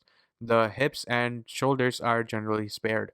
Tophi, urate crystal deposits in soft tissue, can be seen with chronic disease and are associated with tissue destruction. Tophi are virtually pathognomic for gout and are painless and non-tender. They can ulcerate and discharge a chalky white substance. Uric acid kidney stones are seen with chronic disease. Diagnosis requires joint synovial fluid aspiration because septic arthritis can present similarly. Aspirate shows needle-shaped, negatively birefringent crystals versus pseudogout. See this table. Lab tests and imaging. Serum uric acid is usually elevated 0.5 mg per deciliter or more, but patients may have normal or even decreased levels during an acute flare of a gout. ESR and CRP are typically elevated, and joint fluid aspirations and um, analysis are required to clarify this diagnosis. X-rays may show punched out erosions with overhanging cortical bone, red bite erosions that are seen in advanced gout. Key fact here is that causes of hyperuricemia, increase in cell turnover, hemolysis, blast crisis, tumor lysis, myelodysplasia, psoriasis. Drugs, cyclosporine, diuretics, low-dose salicylates, physiologic states like dehydration, starvation, obesity, disease, diabetes insipidus, AGPRT deficiency, G6PD deficiency, diet, increased red meat or alcohol, diuretics, lead poisoning, Lichnian syndrome, and salicylates, low dose. This is gout. A is gout has negatively birefringent needle shaped, and but pseudogout has rhomboid crystals under light microscopy. Red bite lesions, punched out erosion with overhanging cortical bones seen in patients with gout. This is chondrocalcinosis, punctate, and linear lesions that correlate with the deposition of calcium containing crystals in articular cartilage. Treatment here is acute attacks. High dose NSAIDs, for example, indomethacin, are first line. NSAIDs should be avoided in cases of congestive heart failure, chronic kidney diseases, peptic ulcer disease, and for coagulated patients, colchicine may also be used. It is most effective when used within 24 hours of acute attack onset. Sorry. Steroids are used when NSAIDs are ineffective or contraindicated. For example, renal insufficiency. Intra-articular steroid injection is preferable if only one or two joints are involved. Otherwise, systemic steroids should be used. Maintenance therapy is indicated in case of two or more attacks annually. Presence of tophi or structural joint damage. Maintenance medications include xanthine oxidase inhibitors, allopurinol, and febuxostat. Can increase incidence of urate nephropathy. Uric uh, uricosuric agents, probenecid, um, contraindicated in patients with tophi, nephrolithiasis, or CKD. Okay. Weight loss and avoidance of triggers, for example, binge drinking red meat, will prevent recurrent attacks in many patients. Okay. Key fact here is allopurinol and febuxostat are both xanthine oxidase inhibitors. Allopurinol and febuxostat decrease metabolism of azathioprine or 6-mercaptopurine, leading to profound toxicities, and they should be avoided in patients who are on azathioprine or mercaptopurine 6-MB. This is from Biochem. I think it's like the second page of first aid. Uh, Key fact here is colchicine inhibits neutrophil chemotaxis and is most effective in pseudogout when used within 24 hours of flare onset. However, it can cause diarrhea, neuromyopathy, and bone marrow suppression, neutropenia. Okay. Pseudogout. Pseudogout is acute synovitis presenting similarly to gout attacks. Flares are common in settings of recent surgery or medical illness. It is a disease of older adults characterized by calcium pyrophosphate crystal deposition into the joint space. Peripheral joints are most commonly involved, classically the knee joint. Risk factors include hemochromatosis, hypothyroidism, and hypercalcemia. Calcemia. History and physical examination, same as gout. See previous section. Diagnosis based on joint aspirations showing rhomboid shaped birefringent crystals. Imaging classically reveals chondrocalcinosis. Treatment here is intra-articular steroids, NSAIDs, and colchicine. A question: a 49-year-old man presents with a painful, swollen big toe after a night of heavy drinking. How does alcohol affect uric acid metabolism? Uh, Alcohol is a source of purines, which are metabolized into uric acid, increasing serum concentrations and predisposing patients to gout flares. Uh, Key fact here is colchicine inhibits neutrophil chemotaxis and is most effective in pseudo gout when used within 24 hours of flare onset. However, it can cause diarrhea, neuromyopathy, and bone marrow suppression. I already read that one. Okay. Trunk. Low back pain. Low back pain is the second leading symptom-related cause for office visits in United States. Although often self-limited, it can also be a sign of more severe disease, including infection, malignancy, or abdominal aortic aneurysm. Routine imaging studies are not indicated in the majority of patients with acute low back pain unless alarming symptoms are present. Key factors: most LBP is mechanical, so bed rest is contraindicated. Red flag symptoms. Patient histories involving back pain that would warrant further imaging include constitutional symptoms, for example, fever, chills, night sweats, sensory or motor deficits, for example, paresthesia or urine retention, suspicion of infection, for example, immunosuppressive drugs, recent spinal procedures, or endocarditis, risk factors of compression fracture. For example, glucocorticoid use, older age osteoporosis, and history of drug abuse or malignancy. Key factors: red flags for LBP include more than 50 years of age, more than 6 weeks of pain, previous cancer history, severe pain, constitutional symptoms, neurologic disease, and loss of anal sphincter tone. Herniated disc causes include degenerative changes, trauma, or neck back uh, strain or sprain. A herniated disc most commonly occurs 95% in the lumbar region, especially at L5S1, most common site, and L4L5, second most common site. History and physical examination presents with sudden onset of severe electricity light, LBP, usually preceded by several months of aching, discogenic pain, common among uh, middle aged and older males, exacerbated by increased intra abdominal pressure, for example, coughing, sneezing, or vasalva, for example, coughing. Associated with sciatica, paresthesia, muscle weakness, atrophy, contraction, or spasms. A contralateral cross leg, straight leg raise increases pain, highly specific but not sensitive. Large midline herniation can cause quada equina syndrome. Key factor is bowel or bladder dysfunction, urinary overflow, incontinence, impotence, and settle area anesthesia are consistent with quada equina syndrome, a surgical emergency.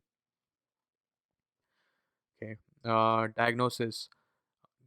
Hmm, That's right. Okay. Diagnosis with a positive passive straight leg raise with increased pain, sensitive but not specific imaging. MRI is the preferred test. It is necessary for quad equina syndrome or for a severe or rapidly progressing neurologic deficit. Additional test, ESR and plain X-ray if other causes of back pain are suspected. For example, infection, trauma, compression, pressure. Okay. Um, Disc herniation, sagittal T2 weighted MRI of the lumbar spine shows posterior herniation of the L5S1 disc. Treatment here is best initial treatment and seats in scheduled doses, physical therapy, and local heat. The physician should not prescribe bed rest. Continuation of regular activities is preferred. Epidural, steroid injection, or nerve block. Patients who do not respond to initial treatment. Most definitive treatment is surgery only in focal neurologic deficits, quad equina syndrome, and in cases of persistent pain for at least 6 weeks. spinal stenosis, narrowing of the lumbar or cervical spinal canal, leading to compression of the nerve roots and spinal cord, most commonly caused by degenerative joint disease, typically occurs in middle-aged or older adults. Motor reflex in uh, sensory deficit in black back pain. Okay, motor reflex and sensory deficits and back pain, right? So L2 L4, what are the motor reflex and sensory deficits? In L2 L4, hip flexion, psoas, knee extension, quadriceps, and foot dorsiflexion, tibialis anterior, reflexes patellar. Sensory is anterior thigh and medial aspect of the lower leg. L5, big toe dorsiflexion, extensor hallucis longus, foot eversion, and peroneus muscles. Reflexes none. Dorsum of the foot and lateral aspect of the lower leg. S1, plantar flexion, gastrocnemius, soleus, and hip extension, gluteus maximus, uh, Achilles, and lateral aspect of the foot and little toe. Sorry. S2 to S4, incontinence and sexual dysfunction, enocutaneous reflex, and posterior medial thigh and perianal sensory deficits. So let's go through that again. L2 to L4, anterior thigh and medial aspect of the lower leg. Anterior thigh and medial aspect of the lower leg. Okay. L5 is dorsum of the foot and lateral aspect of the lower leg. Okay, dorsum of the foot and lateral aspect of that. Okay. S1 is lateral aspect of the foot and a little toe. S1, okay. And S2 is posterior medial thigh and perianal. Here, history and physical examination. Spinal stenosis presents with neck pain, back pain that radiates to the arms or the buttocks, and legs bilaterally, and leg numbness, weakness. In lumbar stenosis, leg cramping is worse with standing and with walking downhill. In lumbar stenosis, symptoms improve with flexion at the hips and bending forward, which relieves pressure on the nerves, also known as the shopping cart sign. Diagnosis here is MRI is the main imaging modality to use. Treatment here is mild to moderate treatment includes NSAIDs, weight loss, and abdominal muscle strengthening. Advanced epidural corticosteroid injections can provide relief. Refractory surgical laminectomy is needed in 75% of the patients with refractory symptoms. The table here outlines the motor reflex and sensory deficits with which uh, lower back pain is associated. Key factor here is neurogenic claudication of pseudoclaudication or pseudoclaudication is an important feature of lumbar spine stenosis and is characterized by worsening symptoms with walking and relief with sitting or lying down. For this, important one is the shopping cart sign. It's where bending forward relieves the pain, right? So that's why they're always uh, bent or a little and can't they don't prefer standing up, right? Spondylolithiasis and spondylosis. Spondylosis is a common cause of LBP in pre-adolescent children and athletes with repetitive back extension and rotation, diverse gymnasts. It represents a bilateral fracture of the posterior arch, whereas spondylolithiasis involves the anterior displacement of vertebra, usually L5 to S1, due to a defect in the posterior arch. Okay, so again, low back pain in pre-adolescent children and athletes with repetitive back extension and rotation, divers and gymnasts. Okay. Um, History and physical examination presents as chronic back pain exacerbated with lumbar extension. Both spondylolithiasis and spondylosis may be accompanied by neurologic dysfunction and palpable step off in the lumbosacral area. Diagnosis is primarily based on history, physical examination. Patients can follow prescribed bed rest for 2 weeks to see if there is a resolution of symptoms, if symptoms persist, or if lower back pain danger signs are present. For example, night pain, neurologic symptoms, imaging should be sought. Treatment here is mainly centered around rest, Symptom control, for example, stretching exercise and close follow up. However, if patients start to exhibit signs of neurologic injury, for example, radiculopathy, a spine surgery consult should be obtained. Prognosis and complications, usually complete recovery. Long term complication from surgery include spinal canal stenosis and disc degeneration. And we're done.